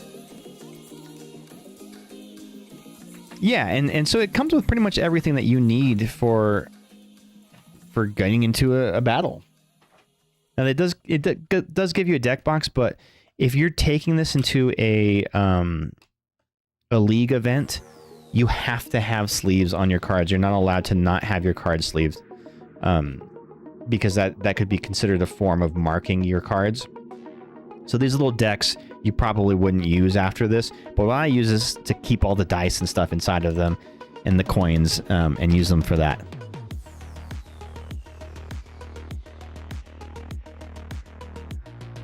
One cute little thing is they include these little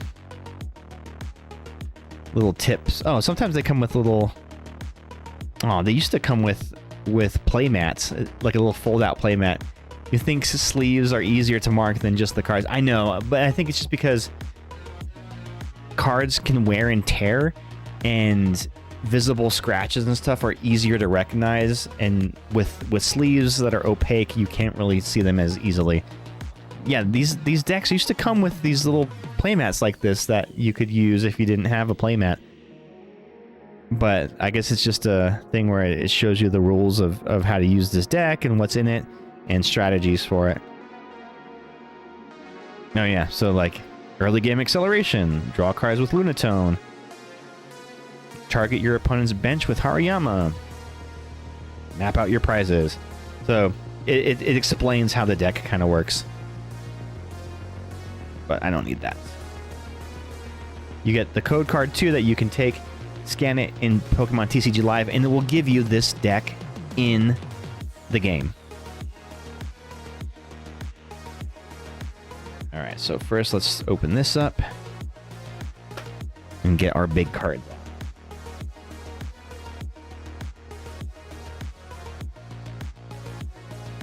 So, this deck calls for 3 Mega Lucarios. We've got 3 of them right here, so we don't need to change anything about these. We're keeping these. The ace spec of choice in this deck build is a secret box, so I don't need to switch this one out.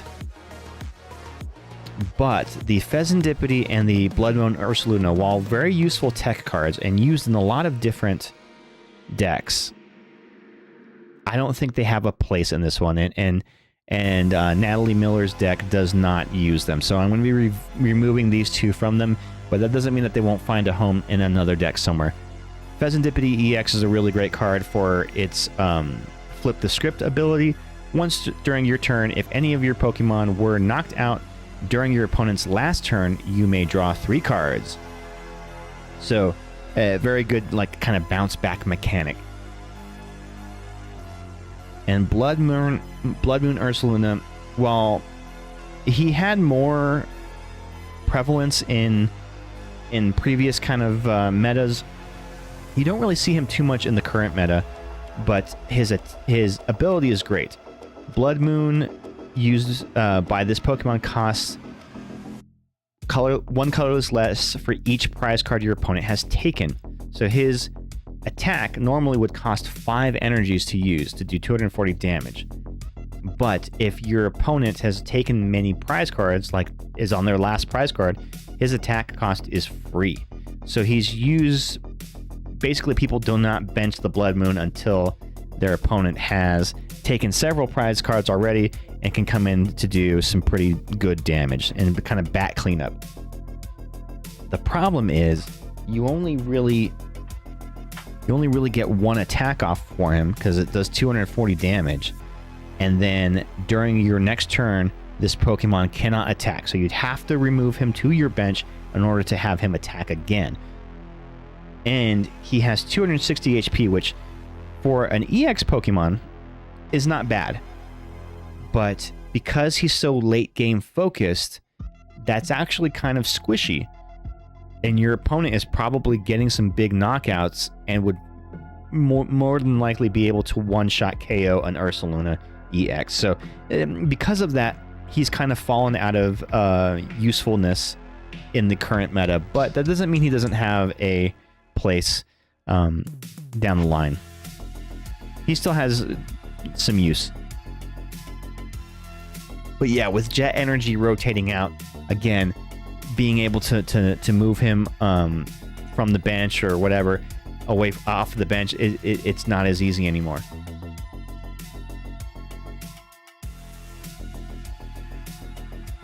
Okay. So we also get included in this some poison and burn markers. Condition markers, we've got the coin and some damage dice. So we'll go ahead and include these 2 in our deck build here. I mean, I don't need these dice. I probably won't use this. Okay, but in here we have our deck. And luckily, it should all be organized. Yay. No, it's not organized. So, whenever I'm doing a deck build, the first thing I do is because Pokemon TCG Live will organize your cards from your deck automatically with Pokemon first, then and it groups it by evolutionary line, then the item cards come next, and then the supporter cards, and lastly the energies. That's how I'm going to kind of organize these, to sort these. So I'm going to put all my energies aside. Sorting gives you good brain juice. Yes, it is one of your favorite things to do. Pokemon, then I do items and stadiums, and then supporters. So this is how I organize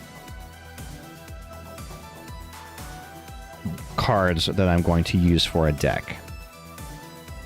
So let me just start organizing these like this. Because they don't have sleeves, they're kind of slippery here.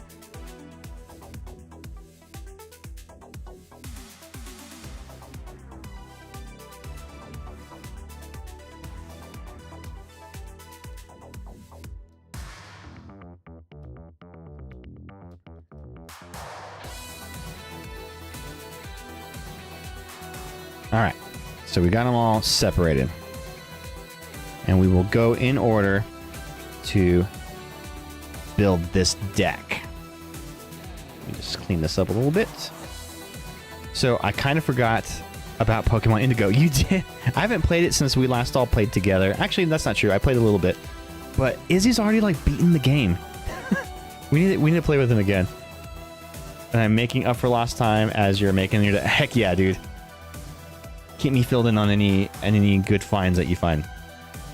Okay, so first off, we need 2 Lunatones. So there's one, and luckily, I pulled the Lunatone. So we're gonna use the hollow one. In fact, let me get all of the cards that I pulled that could be used in this deck and set them aside just in case I want to slot them in.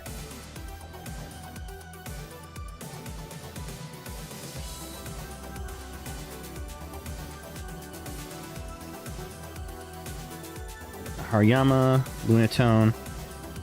Yeah, so we have hollow ones that we can put in here. Great. Actually, his very tall, get down there. I feel like it may... Oh, this is a little bit... He is tall. Actually, he and I are the same height. And then Molly and Zach are the same height, which is kind of funny. I feel like it took me a year to play through Blue back in the day. I know, dude. Same thing.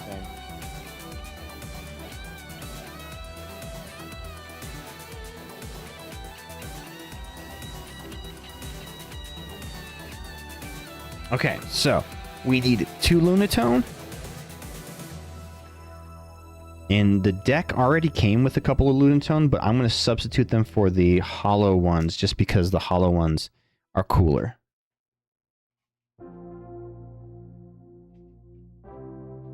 Any chance to bling out your deck, you should take. So we're going to take these ones out, set them aside. 2 Lunatone. And the way I do it is I just start ordering them into the deck box that I'm going to store them in. All right, 2 Lunatone. Then next is 2 Mukahitas, or Makuhitas. Cute couple friend goals. You don't think you ever finished the yellow? Really? I've beaten red, blue, yellow, fire red, and then... of course, Scarlet, Violet. Although I didn't finish the second expansion for Violet. I should play that again. I have ZA, but I have not really started it yet. I need to play that too. Makuhita. So this is... I need 2 Makuhitas, so I'm going to take one out. 2 Makuhitas go into the deck box. Then 2 Hariyamas, or as I call them, Harimamas. And what do you know? We pulled a hollow and a reverse hollow tonight that we're going to incorporate into the deck. So that's going to be cool. I'll pull the other ones out. 2 Hariyamas going into the deck.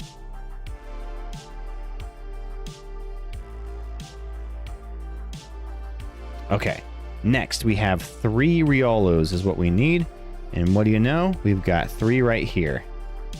3 Riolos in the deck. Next are 3 of the Mega Lucario EXs, and this one came out of the box with 3, so I don't need any extras. They go straight in. Next, 2 Solroks. The deck came with 2 Solroks, so they will go in. And I end up with an extra Riolu, which I don't need, and we'll set it aside. Alright, so that completes our Pokemon for the first part of this deck. So to recap, that is 2 Lunatone, 2 Makuhitas, 2 Harrymamas, 3 Riolu, 3 Mega Lucario, 2 Solrock. So a very straightforward kind of deck this one is. Alright, next we move on to the item cards, starting with 4 Fighting Gongs. 1, 2, 3, and 4. This pre-made deck came with all 4 of them. All that we need, we'll put them in. Now I'll go through later, and if I have like holographic or reverse holo versions of the item and supporter cards, I'll slot those in. But for now, we're just going to work on just getting the deck built, and then I'll go and improve it later with the shinies, bling it out a little bit. 2 Night Stretchers. There's 2. Yep, came with 2. That's all we need. 2 Night Stretchers. Going in, Night Stretchers are great because they allow you to pull either a basic energy or a Pokemon from your discard pile and put it into your hand. Now here's where some of the big changes come. So since this deck released, or since it was being printed, there have been a few sets that have come out since, and one of those sets being the sets that included Pokepad. So Pokepad is now a standard within the most meta decks. There's not a deck list that you'll find that does not include Pokepads, because it's such a useful card for searching out Pokemon. Search your deck for a Pokemon that doesn't have a rule box, reveal it, and put it into your hand. Then shuffle your deck. So rule box Pokemon are any Pokemon that have like EX. They'll have a rule set, and I'll show you what those look like. So for this one, the Mega Lucario, down here at the bottom is the rule box. Mega Evolution EX rule. So that's called a rule box. Now it also says on the card, including Pokemon V, etc. Although there are no Pokemon V currently in standard play, so I don't know why they say that, but I guess it would count for expanded play too. All right, so 4 Pokepads. These go in. During this last rotation, we lost a very, very useful card, Nest Ball, that allowed you to get a any basic Pokemon. This kind of is better than that, because not only can you get a basic Pokemon, but you can also get a evolution Pokemon as long as it doesn't have a rule box. A Nest Ball you cannot get evolution Pokemon with. Pour one out for the Nest Ball. I know, right? I actually think the Pokepads are better, or at least more useful. All right, next we need Premium Power Pros. Powerades, as I call them. 1, 2, 3. Triple Ps. So we have 4 Triple Ps in this. Very useful card for fighting decks. Once during your turn, let me focus that camera a little bit. It's a lot of focus. Once during your turn, attacks used by your fighting Pokemon do 30 more damage to your opponent's active Pokemon. So you can stack that. So 1, 2, 3, 4. That is an extra 120 damage you can do with your attack. Controversial opinion, I could go for a Powerade right now. You know, I always preferred Gatorade's taste over Powerade.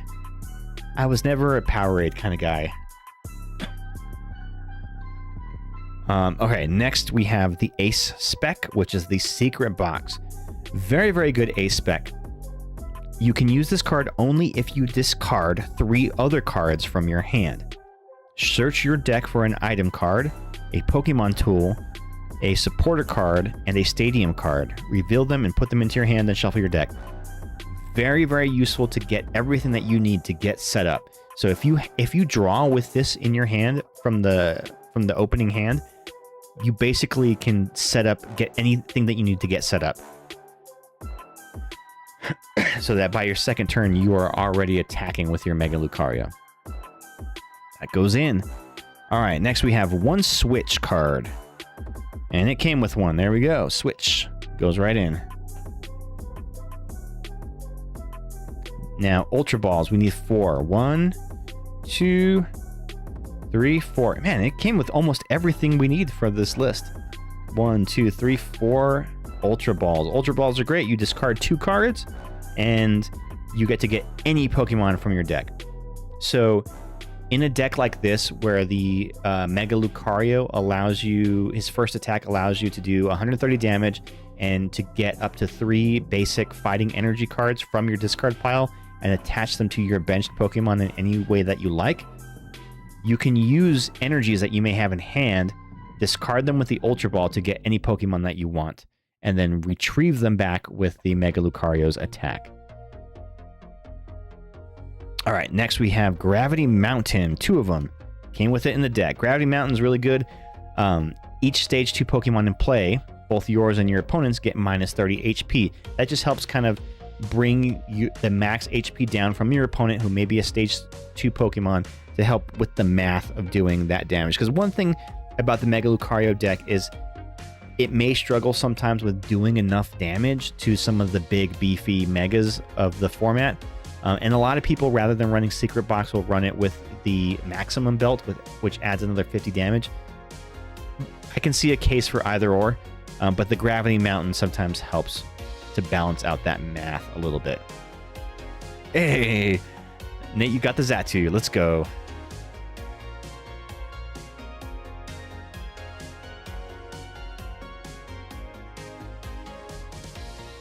Yeah, the Solrock Lunatone combo is great. All right, next we have... Oh, it moves on to supporters before tools. All right, so I need a Black Belts Fighting. Do I have a Black Belts Fighting? Oh, no, I need to find one. Okay, so I actually have all of my supporter cards sorted in a box. Let me get my box.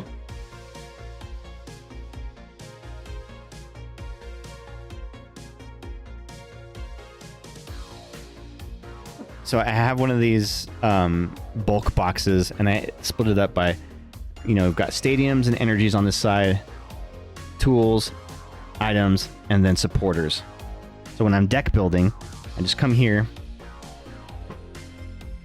grab the ones I need, and then use them. So I'm looking for Black Belts Training, so it's going to be on the supporter side. And I do have all my hollow ones in the front too, so I'm going to grab the hollow, see if I have a hollow one of a Black Belts Fighting, and I think I do. I feel like I've pulled one before. So I'm looking for a Black Belts Fighting. Black Belts Training, here we go. Ooh, I have 2 versions. Let's go with this one. This one looks cooler. Takes notes. Yeah, this is how I organize all my bulk. But it makes when I do deck building, it makes it a lot easier if you have all these things sorted like this.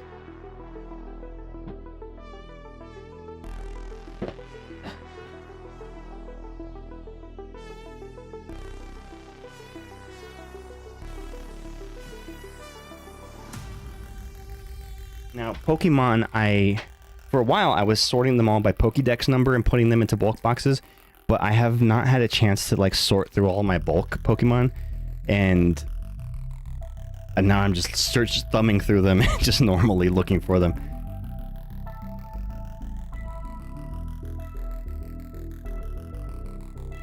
Black Belt, interesting. Yes, so the Black Belts Training.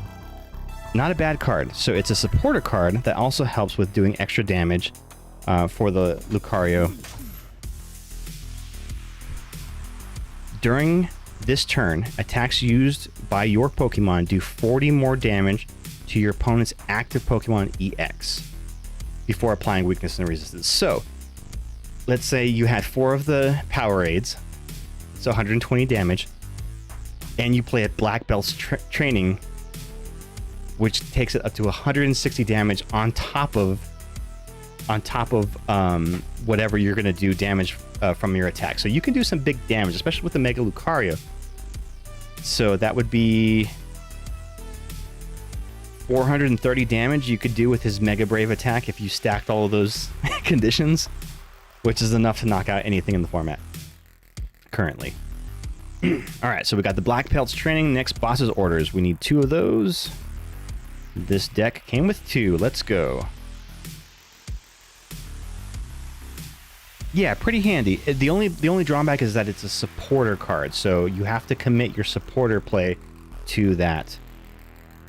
And then, okay, 2 bosses. Now we're adding in 2 judges. That is one thing that Judge had not been legal at the time when they started printing these, but now has since come back into legality. So Judge is the new Iono. Each player shuffles their hand into their deck and draws 4 cards. So we're going to put 2 judges in there for some hand disruption. Next, for Lily's Determinations. Now this deck came with 4 of them. Lily's Determination is probably the single most useful supporter card in the current format because of its effect. Shuffle your hand into your deck, then draw 6 cards. If you have exactly 6 prize cards remaining, draw 8 cards instead. So this can help you get set up because you at the beginning of the game, because you could potentially draw 8 cards off of it. Now, the odds though of you redrawing some of the cards that you already had in your hand, I feel like it happens to me more than I would like to admit, because you know, you'll say, all right, I'm gonna Lilies and Pray, right? So you shuffle your hand in, hoping to get something good, and then if you ending up with the same cards that you had before, sometimes happens, and it's just like, fuck. It happens. At least Iono, rather than shuffling your cards into your deck, you shuffled them and put them at the bottom of your deck, so you would never redraw those same cards. Lily's is not like that. You're just drawing fresh. All right, Lily's, 4 of them goes in. Next, we have 1 air balloon. So the deck came with 2. We're going to remove 1, put the air balloon in the deck. All right, now comes the special energy. And unfortunately, this deck calls for Rocky energy, of which I only have 1. So we're going to add the Rocky energy. Oh, you know what? Let me check.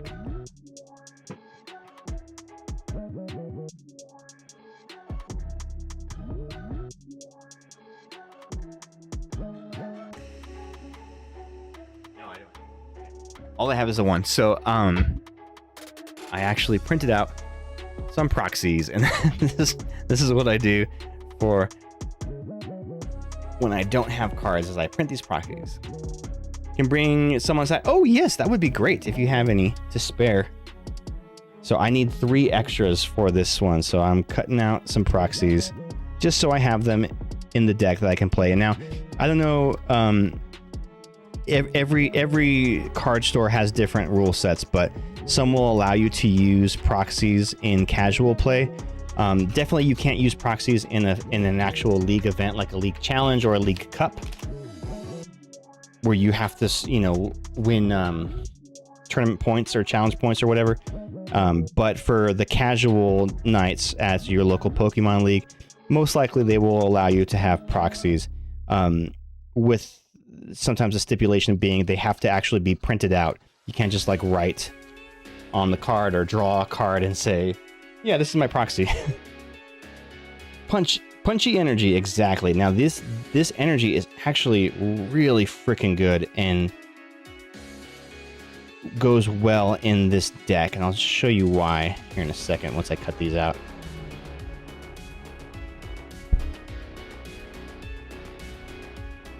But yeah, Ghost, if you have any of these, I'll gladly take them off your hands.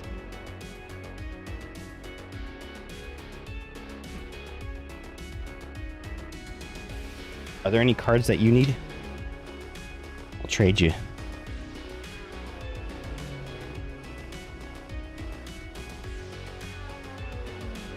Yes, please take them. Will do. I have all the other types of energies, but not these ones. Like I said, I haven't opened a lot of Mega Evolution base set. If you're still game to trade that Pentra, oh yes.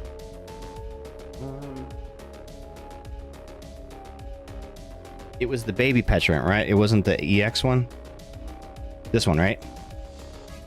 Final chain. If this Pokemon is knocked out by damage from your attack from your opponent's Pokemon, search your deck for a card and put it into your hand, then shuffle your deck.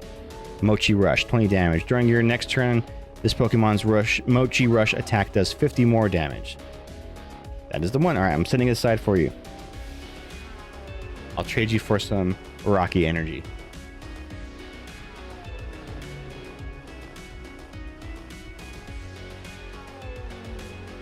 Okay, so the Rocky Energy, what's so special about it is as long as this card is attached to a Pokemon, it provides fighting energy.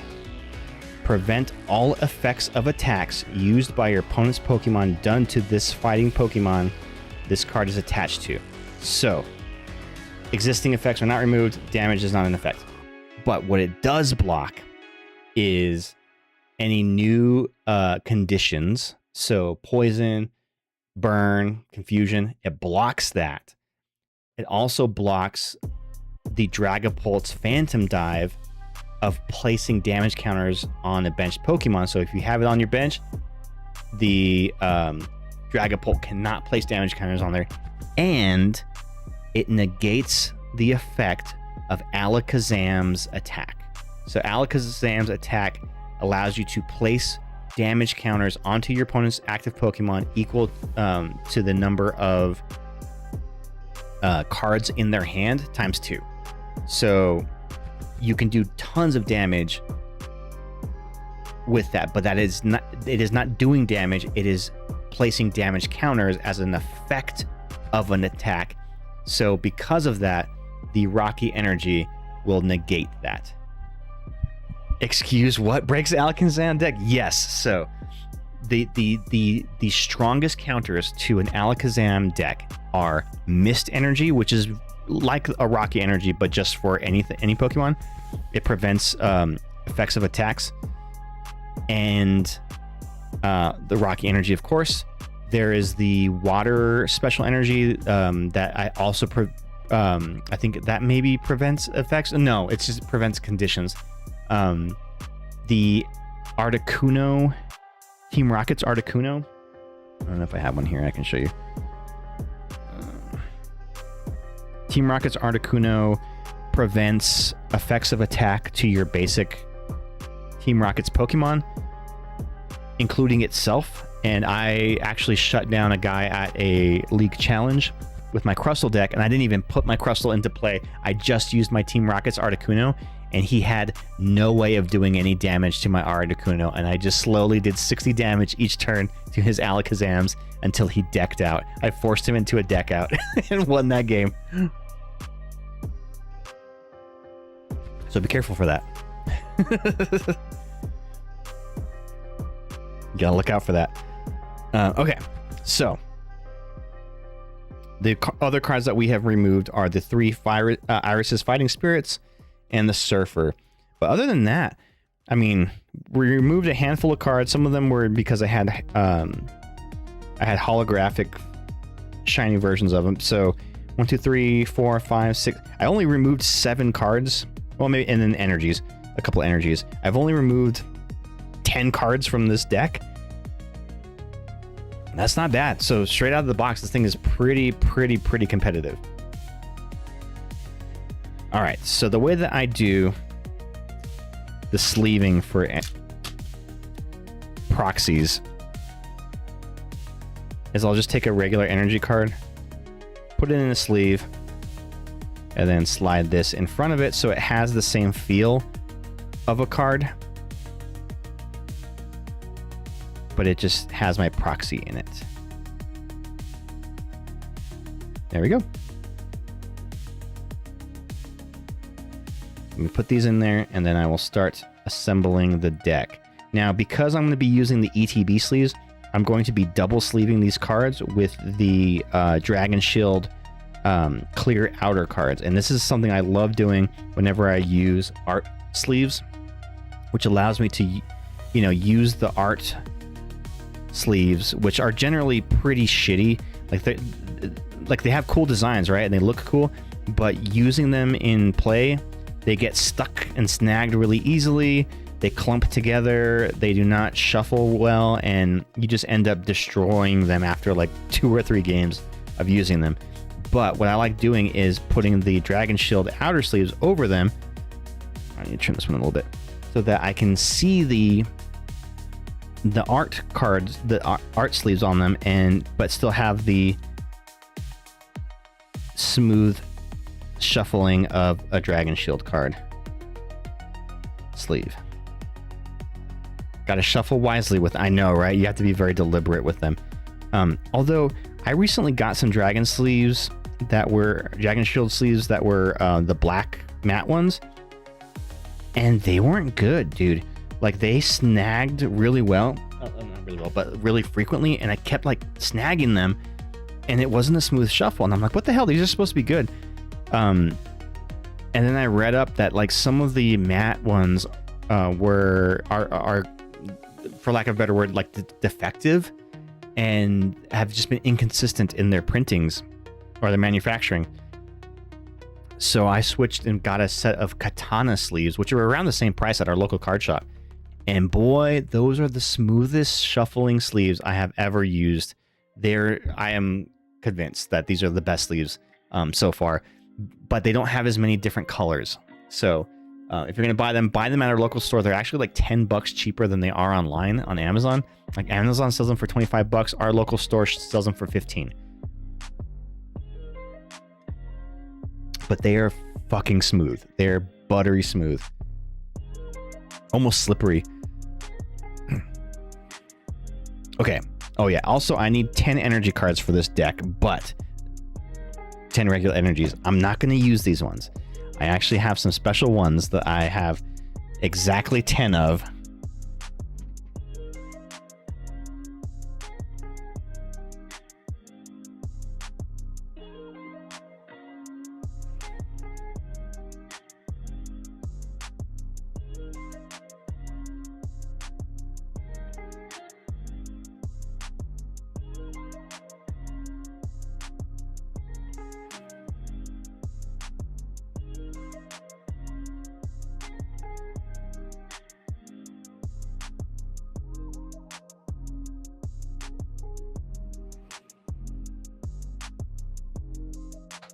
Okay, so I ordered these in bulk. They're from the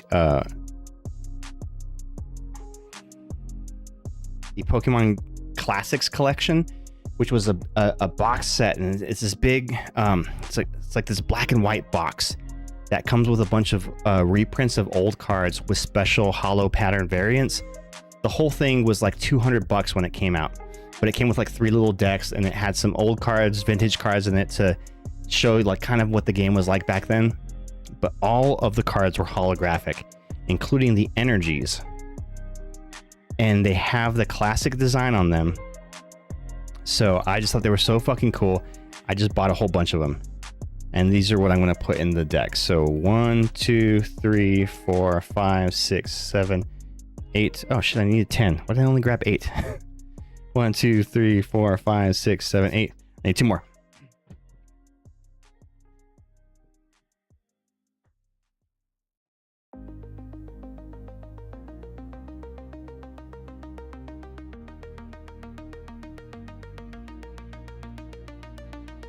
All right, 9, 10. Let me know if you need more. I have some ones I got. Oh, you got some when you were a kiddo, huh? For some reason, though, well, they had reprints of all the basic energy types that were around in the early days of Pokemon, but that does not include the darkness and steel type energies, which weren't around in the original iteration of the game. So the closest thing you can get, I have it in here, are just like reprints from the XY Evolution set. These ones are, they do make them in reverse hollow, but for some reason, the steel type and the darkness type ones are so fucking expensive. They're like $6 a card for an energy card, whereas like these ones were like $1 a piece. So when you buy them in bulk, it's worth it. But yeah, so I just got some regular non-hollow ones, but with the classic design of the darkness and the steel type energy. I wish I had them in reverse holo, but it's kind of pricey. Honestly, I let myself ease up on double or triple sleeving. I usually just go with a related color, or more often I use my Pokemon brand sleeves and try to fix my shuffling. Fair. Fair. All right. Now, the other cards, though, from the Classic Collection are not tournament legal, so you cannot use them in tournaments. And they even say, it says it printed on the card, you cannot use this for tournament play. The energies do not say that, so I am embracing them. But they look so cool, and the foil pattern is unique to just these that product. So it's got like a star pattern, but also like a digital speckle in it too. I don't know how well you can read that on screen, but yeah, very cool foil pattern. Embrace the fancy bitches. Yep. Okay, so now comes the process of just doing my preliminary sleeving. So the way that I like to do it is I'll put my little box in the middle, got my deck in one side and my sleeves on the other, and we just sleeve. You want to stare at them on Saturday? I'll show you up close, and I got a whole set of all of them, and I've incorporated them into my decks for sure. But one thing I really like about them is they have the yellow borders on them, which when all of my cards in the deck have the gray borders, except for my energies, it makes it really easy to do an energy count, especially on decks where I run like only maybe like 5 or 6 energies in there.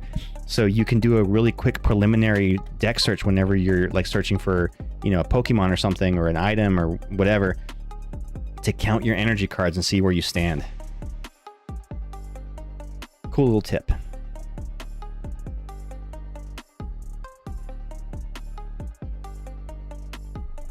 All right, so I'm gonna put all these in here. And this usually takes a little while. It's just going through and doing it like this. And my camera's in my way, so it makes it a little trickier to do. But making sure that you're putting them all in their sleeves all the way down, and then I'll go back through and double sleeve them with the outer sleeves. But you'll see the benefit of why I do that.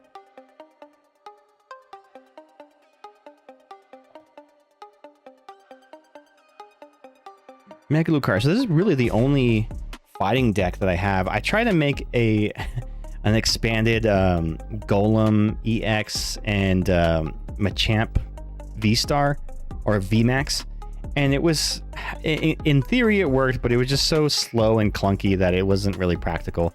I kind of regret building that deck because I had to buy the Golems and the Machamps and stuff, and it didn't work well. I mean, they were dirt cheap though. Like nobody wants those cards. Always cool to see how each player's process looks. I know, right? Isn't that kind of interesting? I figured, like, you know, since I haven't done Pokemon in a while, it'd be nice to kind of share that with everybody. Yeah, I mean, it's fun exercise in just deck building. The problem was I pulled that expanded deck list off of a website called PokemonCard.io, where anybody can submit like a user-themed deck, a user-created themed deck. That sometimes you'll find some good deck builds, other times you'll find just somebody just made the worst deck possible. Like that I think there was one that you built, Ghost. It was the what's his name? The Mega Man Pokemon. Why can't I think of it? Because we were drawing all of those little guys. Charcadet. The Charcadet deck. And it was just like a way to use all the Charcadets that we have. Because they were everywhere. Yeah, but it just wasn't a very good deck. Like, it was just so clunky and slow, and I mean, technically on paper it worked because it functioned, but you needed a lot of stuff to go right for that deck to be playable. Yeah, it whomped pretty hard. But it's a fun exercise in just learning mechanics of decks and like what works in a deck and what doesn't work in a deck. And I think through that kind of process is how I've gotten better at deck building. Now, I don't think I'm like great at deck building. I think I've identified my play style and what I like to do and my thought process. So I'll find a good deck list and then tailor it to my play style. Like that's what I've gotten pretty good at doing. That's how we worked out Crabapple. Yeah, exactly. Well, what's really funny is that Crabapple deck is actually part of the meta now. Like the Hydrapple is like a really, really big, and it won a recent regional event. And I think I sent you that deck list, and it's not too far off from what you've built with it. They've just incorporated more modern cards that have come out since you built it, but for the most part, it's pretty much the same concept.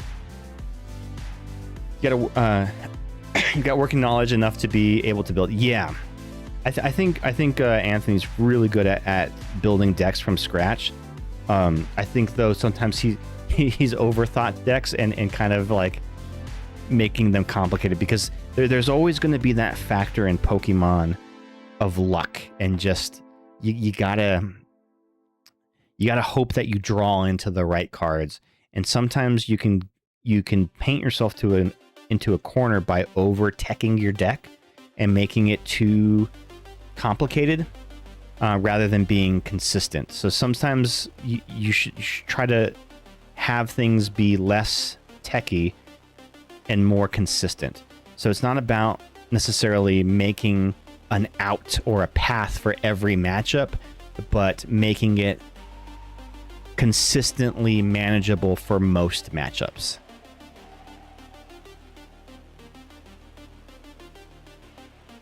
But yeah, that's something that I've done, especially with my Crustle decks in the past, is I've made the mistake of like, oh, I'm going to slot in this one card for this matchup or this other card for another matchup. But when you don't get that matchup, then you've just got cards that are wasted in your deck that are preventing you from getting your ideal setup or your normal setup for most other matchups. So it's a trade-off that you have to have, and you know, understand that there are going to be situations where you will face auto losses, and that is okay. It is okay to have hard counters to your deck where you're just, oh, as soon as I go up against this guy, I know it's going to lose because I have no answer for it. For instance, my Crustle deck auto loses against Ethan's Typhlosion. There is no way for me to win that matchup. It is so fucking difficult. I mean, unless they completely brick out and for 10 turns in a row and they just let me beat them. You know, Crustle already kind of struggles against single prize decks because it's an incredibly slow deck to build, and its main mechanic is to wall off EX Pokemon. So single prize decks a la Alakazam or Festival Leads do not require the use of EX Pokemon, so already Crustle's biggest strength is negated. And now in some of those other single prize decks, I can still tech around and maybe, you know, get lucky. But against the Ethan's Typhlosion, because those Ethan's Typhlosions can hit for weakness, they can one-shot my Crustles automatically, where it would take me at the most, I mean at the least 2 turns to get an energized Crustle, and even then I have to 2-shot an Ethan's Typhlosion to get one single prize knockout. There's no way I'm winning that matchup.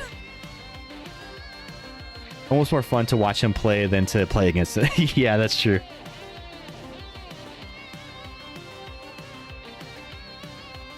But yeah, I mean, I actually recently saw a video that they were talking about like tips for how to be a better deck builder, and those were the kind of things that they were saying. Is like, you know, don't overthink your deck.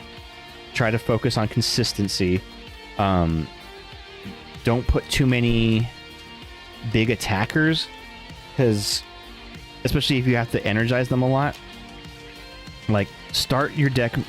if you're building a deck from scratch, start with your one main attacker, the thing that you want to build the deck around. You know, in this case, it's a Mega Lucario, and then start adding cards to complement that.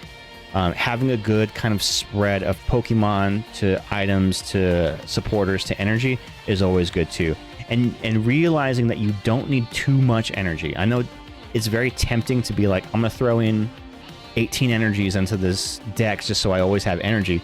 But do you need that much? Find out what the minimum amount of energy that you need for a deck, and then just add extras for consistency and for cushion. And then now a lot of the metas are using the hammers that remove special energies, or you flip a coin and you remove a basic energy. So know that too, that someone's going to try to remove your energies. So having a couple extras for cushion is always good. All right, so we have our deck. So our deck is built. We've got it all sleeved up in the ETB sleeves, but these things are kind of butt to shuffle with, so I'm not even going to try it. But instead, I have some clear outers from Dragon Shield, so I love these things.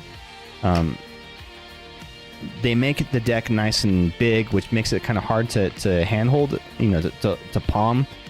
But the shuffle is just so smooth on them. You cannot resist it. I need your brain for this poison deck I'm doing. Oh, dude, I have been working on a couple of poison decks. So I made my Team Rockets Nidoking deck, and that was pretty good. And I've been working on this Dragalge deck that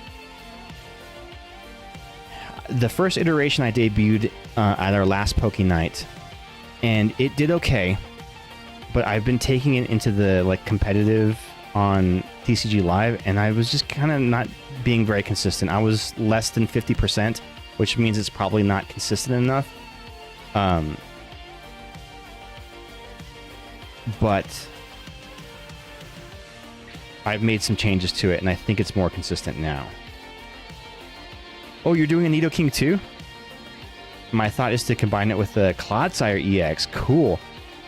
There's this really great YouTuber called Bruce Builds Decks, and they're doing this challenge where every week they have like a spinner wheel, and they spin the wheel, and whatever Pokemon it lands on, they have to build a deck around that Pokemon. And the idea is to eventually, at the end of this series, is to have completed a deck based on every Pokemon. Anyway, so they just did one that was a Team Rockets Nidoking, Nidoqueen deck, and it's kind of cool because the Nidoqueen and the Nidoking play well off of each other. The one that I built is just straight Nidoking and Munkidori, but similar kind of concepts. But I'll see if I can find that video and send it to you. Use it with a Clodsire EX. Yeah, that Clodsire. I know that you've been trying to make a poison deck work for a while with the Clodsire, huh? But yeah, the Dragalge is so cool though, because you can drop 16 damage counters for poison. Like it is nuts, and it's not too hard to get it up and running. A Crispin, you get both energies that you need, and you're hitting. One thing that's really cool about it is its other attack that allows you to remove all tools and special energy from all of your opponent's Pokemon. And I played against Natalie the other night, who was using her Rotom Gadget Show deck, which allows you to attach multiple tools onto each of your Rotoms. So she had a bench built up with each of her Rotoms, each having 2 tools on it, and I used that attack and just basically discarded, I think, 8 tools off of her entire board. That was devastating. I wasn't disappointed with my last Clodsire deck, but with Dragalge and the new Roxy card, I want to get back into it. Yes, dude. Roxy's pretty dope too, although I have it in my Dragalge deck, but I never use it. I never get an opportunity to use it, mostly because it's poison enough is enough to not need the Roxy sometimes. But I guess you know, never say never. There's going to be a situation where I'm going to wish I had it. Plus, Janine and Perilous Jungle are still legal. Yes, that is true. One thing that I like about the Nidoking more than the Dragalge is that the Nidoking still does base damage. So the Nidoking will do 100 damage, which is, you know, enough to knock out most Pokemon. But for like stage 1s and stage 2s, it's not enough. But the poison damage is sometimes enough to get it. And with a poison deck, what you don't want to do is do too much damage so that you knock out your opponent. Because what that does is gives your opponent an opportunity to use something like a Fezandipiti EX to flip the script and draw 3 cards. But the verbiage on the Fezandipiti stipulates that only if your active Pokemon was knocked out from damage from an attack on your opponent's last turn, or was knocked out during your opponent's last turn. So technically, taking poison damage happens after your opponent's turn during Pokemon Checkup. It would not activate the ability Flip the Script. It also is a good counter to the Treavard. Is it Treavard? Is that the Ghost Tree Pokemon? I forget his name. Is it Treavard? Trevenant. He's a good revenge Pokemon that if one of your end's Pokemon was knocked out from an attack on your opponent's last turn, that it does an extra like 100 and something damage. It blocks that because if your Pokemon dies from poison damage, that was not from an attack. It was from the poison. So those are really good ways to get around those kind of revenge mechanics and catch-up mechanics.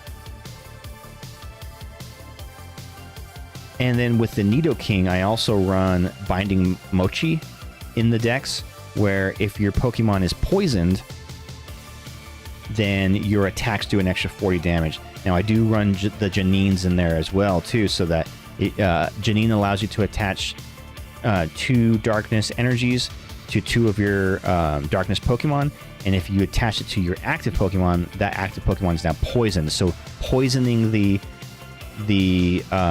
Nidoking, who would have a Binding Mochi attached, would add his base damage to 140 damage plus 8 damage during Pokemon Checkup for poison. And the stadium I run in there is the Perilous Jungle, which does is it Perilous Jungle? Does an extra 20 damage for poison. So in theory, he would do 140 damage base, and then in Pokemon Checkup, the opponent would take an extra 100 damage for poison. So yeah, 240 damage is enough to knock out most Pokemon. Most medium-sized Pokemon. It's not bad. The only problem with the Nidoking is it's a costly attack. So you need a few turns to get him built up, and because he's a stage 2, you have to really hope that your opponent is not knocking you out before you can build him up. Because I don't really have any other backup attackers in that deck. I mean, I have Monkey Dories, but he's not great. So yeah, I do think that the Nidoking does not match up well against Dragapult because of that. Being able to be bench sniped by the Phantom Dive attack. But I don't know. I have had some fun with that deck, and it's Nidoking, and Nidoking's fucking cool. It's an OG Pokemon. It's very he's very Giovanni coded, and Giovanni's kind of the man.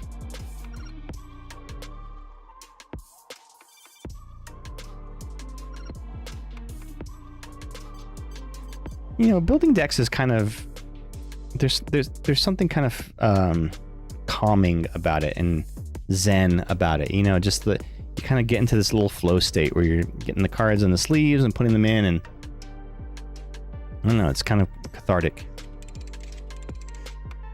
My next Halloween costume, right? I mean, I could totally do Giovanni, although I know Molly would want to do like a couple costume or a group costume, so I don't know if I could get away with doing that. Although if they all did If I can convince everybody to be Team Rocket grunts and then I could be Giovanni, that would be cool. Get a little Persian plushie to carry around with me. Just add in Jesse's mom. Oh yeah, Jesse's mom was like a Team Rocket agent too, right? Don't they like hint that like Giovanni is her father? Or could be her father? Jesse's mom has got it going. Like a top agent, yeah. So yeah, the only thing I'm missing from this deck are 3 Rocky energies. That's all I need to complete this deck.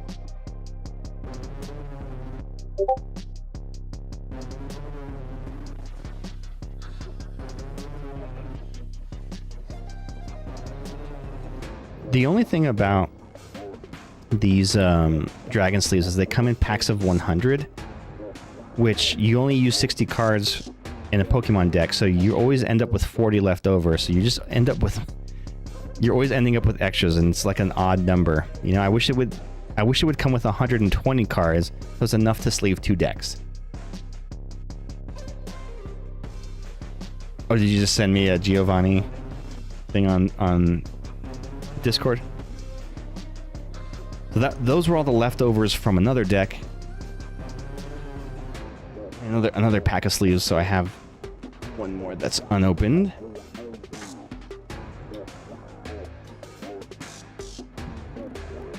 Suppose they're more for Magic. That's true. Although I've heard people complaining that sometimes Dragon Sleeves don't have exactly 100 in there. They'll be short. And someone told me that the way that they count the sleeves when they in production is by weight. So if the scale's off or something's off, you might get shortchanged sleeve, or you might end up with some extras. Either way, it's not an ideal situation because that could be enough to like, oh shit, I should have bought 2 packs instead of the 1.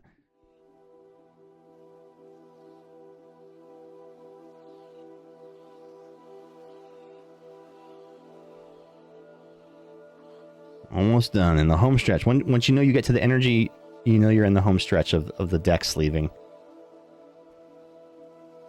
But yeah, I'll give this deck a try on Saturday. I've actually retooled like 3 of my decks, so like I want to play with all of them, but I did the Venusaur, I got the Dragalge, I've got my Crobat one, and my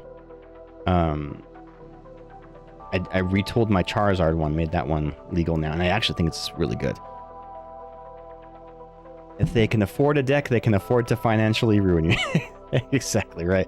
Yeah, Risky is pissing off the Magic players. Yeah, I've been hearing some mixed things about Dragon Shield lately. I guess their production standards have kind of fallen a bit. There was that set of them that I got that those sleeves were not good. In fact, the Amazon sleeves that I had were better than those. You know, those cheapy ones I got on Amazon, which I know you hate, but I think for just sleeving a lot of decks, they're fine. But those Katana sleeves I got, oh my god, those were so fucking good. Like, literally the best shuffle I've ever... In fact, I'll show you here in a sec. They're too slippery for your taste. I can see that. They just cut so smooth. I don't know, I love it. Alright, so we're going to do final deck check. So we have everything sleeved. We've got them double sleeved. They will shuffle perfectly. But, you know, the stack gets really big when you have them double sleeved like this.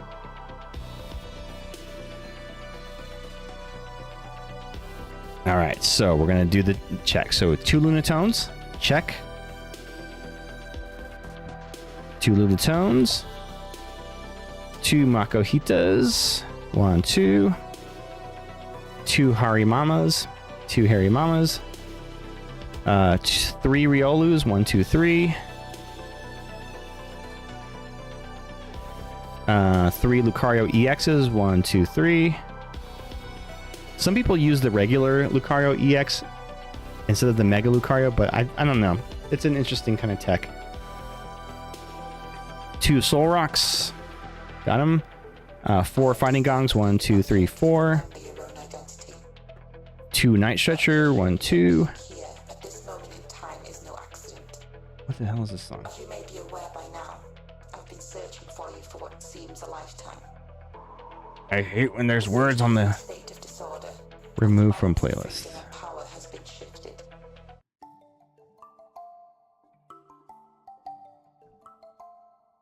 Okay, where did I leave off? Pokepads. 1, 2, 3, 4 Pokepads. Check. 4 Premium Power Pros. 1, 2, 3, 4. 1 Secret Box. Check. 1 Switch. Check. 4 Ultra Balls. 1, 2, 3, 4. Check. 2 Gravity Mountains. 1, 2. I might swap out one of these Gravity Mountains for a Team Rocket's Watchtower. Just because the Dunsparce draw engine and the Mega Kangaskhan are used a lot in the metas, and the Team Rocket's Watchtower would negate their abilities. So maybe that's more useful than just doing extra damage. Black Belts Training, we have 1 of them. 2 Boss's Orders. Check, check. 2 Judges. Check. 4 Lily. 1, 2, 3, 4. Check. 1 Air Balloon. 4 Rocky Energies. 1, 2, 3, 4, including the proxies. And 10 Fighting Energies. 1, 2, 3, 4, 5, 6, 7, 8, 9, 10. The deck is built, gang. We did it. We made it. We did the whole thing. Now we shuffle.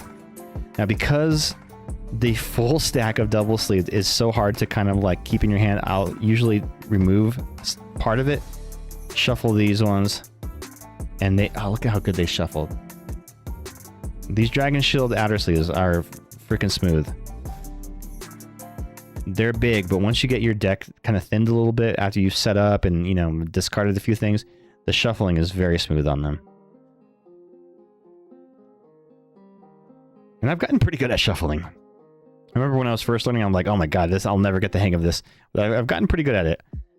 And then I see, you know, guys on the tournaments, like on the broadcast and whatnot, and they are just like whap, whap, whap, whap, whap, doing it so fast. The trick, though, is you have to get good at not looking at your hands while you're shuffling, because in those tournaments, they actually disqualified or penalized players who looked at their hands while they were shuffling. In fact, Karis, I forgot her last name. She got a 2 prize penalty in her final matchup because she inadvertently looked down at her hands while she was shuffling, and they said that was considered card counting. So like she was viewing or stacking her deck is what they alleged that could be. Even though her opponent still cut her deck afterward, they still called that an illegal action, and they docked her a 2 prize penalty, meaning that her opponent had to take 2 fewer cards to win the game. All right, so now that I've got that shuffled there, we're gonna get the other ones and shuffle them in now. I find that exhausting. Yeah, I mean, there's something to be said about, you know, having rules and strict rules, but I do think that sometimes they're overly enforced. The last, I don't know what it was. It was a big event. It was a regional event somewhere. I don't know. Where they had docked players for celebrations. One was in Pokemon Go, but the other, there were 2. Let's see, what was it? Yeah. So one was a TCG matchup, and the scenario was the guy needed like to draw into, I don't know, a boss's orders or something to win, right? And everybody knew that that's what he was looking for. He's even saying like, if I can get to a boss. So he's doing all this stuff, trying to get some draw into his hand, and he draws the boss's orders, and immediately he's like, yes, that's the game. And he starts celebrating. Like he throws his headphones down, and in doing so, he knocks over his damage counters on his Pokemon in play. and like scoots some of the cards around and disrupts the state of the board. Now, technically, his opponent didn't concede. His opponent didn't have a chance to reach out his hand and concede. So that celebration was considered premature in that he disrupted the flow of the board state and didn't actually play out any actions to accomplish the win. He just had the implied win. And because he didn't go through that, they're like, well, you disrupted the board state. That's the equivalent of flipping the table over. Disqualified. And so they disqualified him for that. After, in the moment, they had awarded him the win and announced him as the winner, they retroactively went back and were like, no, that's a loss. That's a forfeit because he disrupted the board state. And like, it can seem like that's overly obnoxious, right? But in that scenario, I kind of side with the judges on that. Because to me, that's the equivalent of in football when a player is running down the field on a breakaway by himself, right about to get to the 1 yard line, and then start celebrating. And they do this thing where they drop the ball behind them when they celebrate. But there's this trend where players do that as they're crossing into the goal line, and the ball never crosses into the goal line in their possession. And so they rule it a fumble and it's literally fumbling on the 1 yard line. And I kind of side with the judges in that scenario. Because he didn't actually perform the winning action to win the game, he went straight to the celebration, and his opponent never, they never shook hands in the concession. Yeah, technically that is, I side with the judges on that. And while, of course the guy was just caught up in the moment of just like, the high stakes, he got the card he needed, he celebrated. Well, now he knows not to do that until you actually win. The other scenario that happened in that same tournament that I actually do not agree with the judges was he was getting the card that he needed. Everybody knew what it was, and he got it, played it, and won, like that, fair and square. And then in his celebration, he took off his headphones and dropped them on the board. Now, he did play out the actions and did perform all that stuff, but was just like, yeah, got up and started cheering. And they ruled that as excessive celebration, which they consider to be unsportsmanlike, and they disqualified his win. So that I do not agree with, because he did play out the win condition. He just got too excessive in his celebration. I don't think that that's... he wasn't running around the stage, jumping on the couch, screaming about how he was in love with Katie Holmes. He just was excited about winning, and I think that's okay. I think that's fine. Yeah, he partied too hard. He wasn't talking shit. He wasn't taunting his opponent. He was just celebrating the win, and I think that that's okay. Makes total sense. I guess I'm thinking about it anthropologically, where the culture has its rules, and as an outsider, I can either agree to the rules or remain outside. Yeah, and I know that like Pokemon tries to maintain the image of its like, squeaky clean facade. This is the game for people of all ages, and we don't want to invite any kind of unsportsmanlike scenarios or culture. They want to keep the culture clean, right? But if you notice, if in TCG Live, anytime you get a win, your characters taunt each other and they do a celebration animation. You can pick your celebration animation. So like, what happened in that tournament was no more excessive than what happens in the game that everybody trains to play the card game. So it's a little inconsistent in their rulings. Oh, one thing that I forgot to do. So I use these deck boxes because I get the 4-pack ones that have 4 of these and then a little dice box. And what's really cool is in tournament play, I have one that's it's 2 of these, and I can just take whichever one's out of the 4 boxes, put them into the 2 one, and take that with me to a tournament. And it has a cool little window, which they're like commander deck boxes, but what I like to do is when I have a full art card, which I don't think I have one. Let me see. Do I have one of a Lucario? I don't think I do. So I like to put one that's like themed for my deck. Let me look up my inventory to see if I have a Lucario. Oh, you know what? I have just the perfect card to put in here. Yes. Okay. So I was going to put the promo Riolu, but I want to put a Lucario. I know exactly which Lucario I'm going to put in the art window.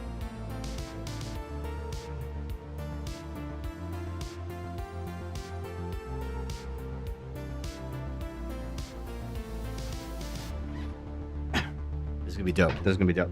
I love this card, and it gives me somewhere to display my art cards other than just in my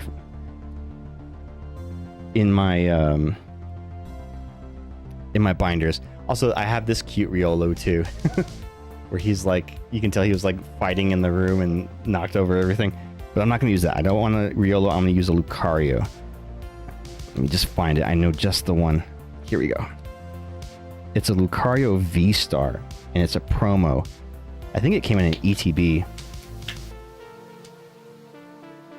We're gonna put in this one. This Lucario card is so fucking tough. I love it.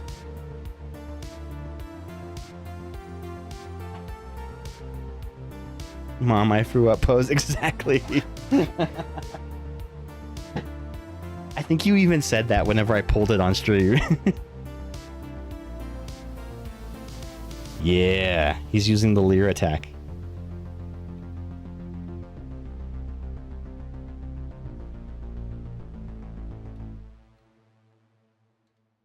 Get in that stupid case.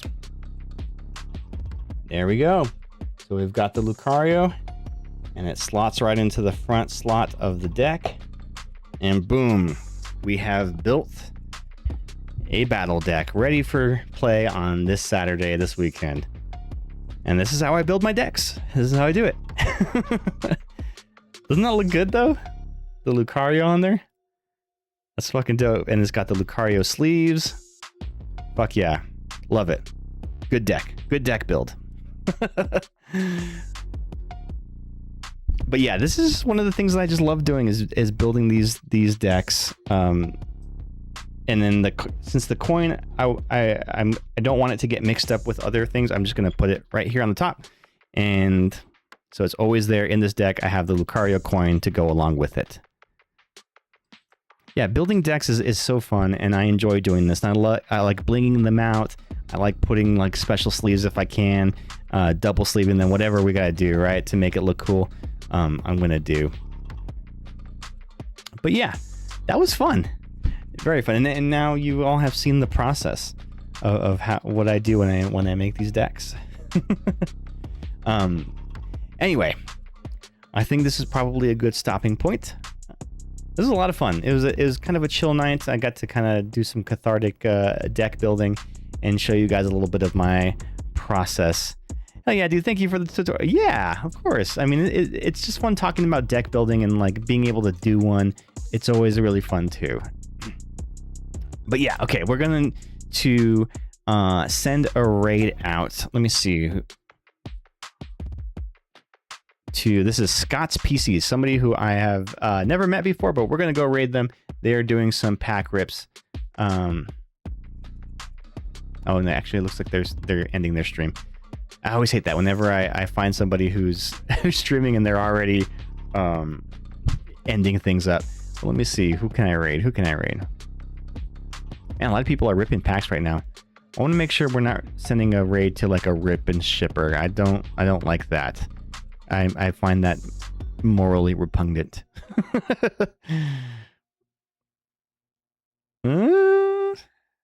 All right, well, let me see. Do I have any friends online who are streaming? It looks like there's a lot of Rip and shippers taking over Pokemon streams. Oh, Surly's playing. Let's go raid Surly. He just went offline. Damn it. Oh man, this is happening to everybody. Everybody's getting off. Surly has raided us so many freaking times. I rarely get the chance to raid him back because he usually ends his stream before I end mine. Okay. Let me see. Who do we got?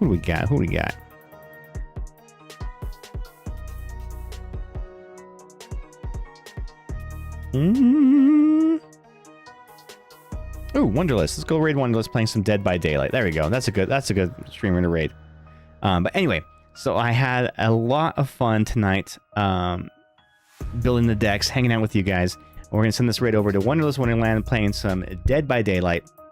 And drops are enabled, so if you all have your Twitch account linked to your Dead by Daylight account, you can win some in-game drops just by watching the stream. But we'll be back next week for some more Pokemon and Resident Evil. I don't know, how much did you enjoy or hate Resident Evil 6 when we played last Thursday, Ghost? I could sense some frustration in your voice a little bit. It's definitely a different kind of Resident Evil game. Really enjoyed it, but it took forever. I know. That was the longest chapter in existence. That was like 3 hours. We also died 10 times in the first chapter. But anyway, so long, fuckers. I hope you have a great night. Stay tuned for the raid. Bye. See you next time.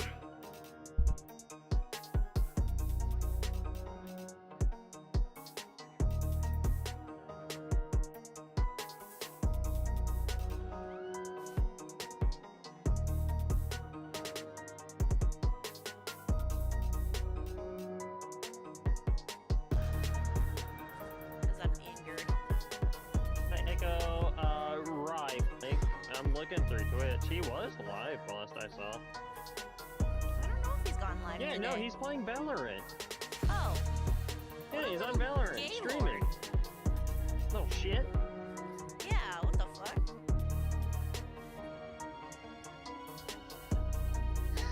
Spectre, thank you for the raid. Hi everyone, welcome to my channel. I'm Rusty. I'm sorry. Hi,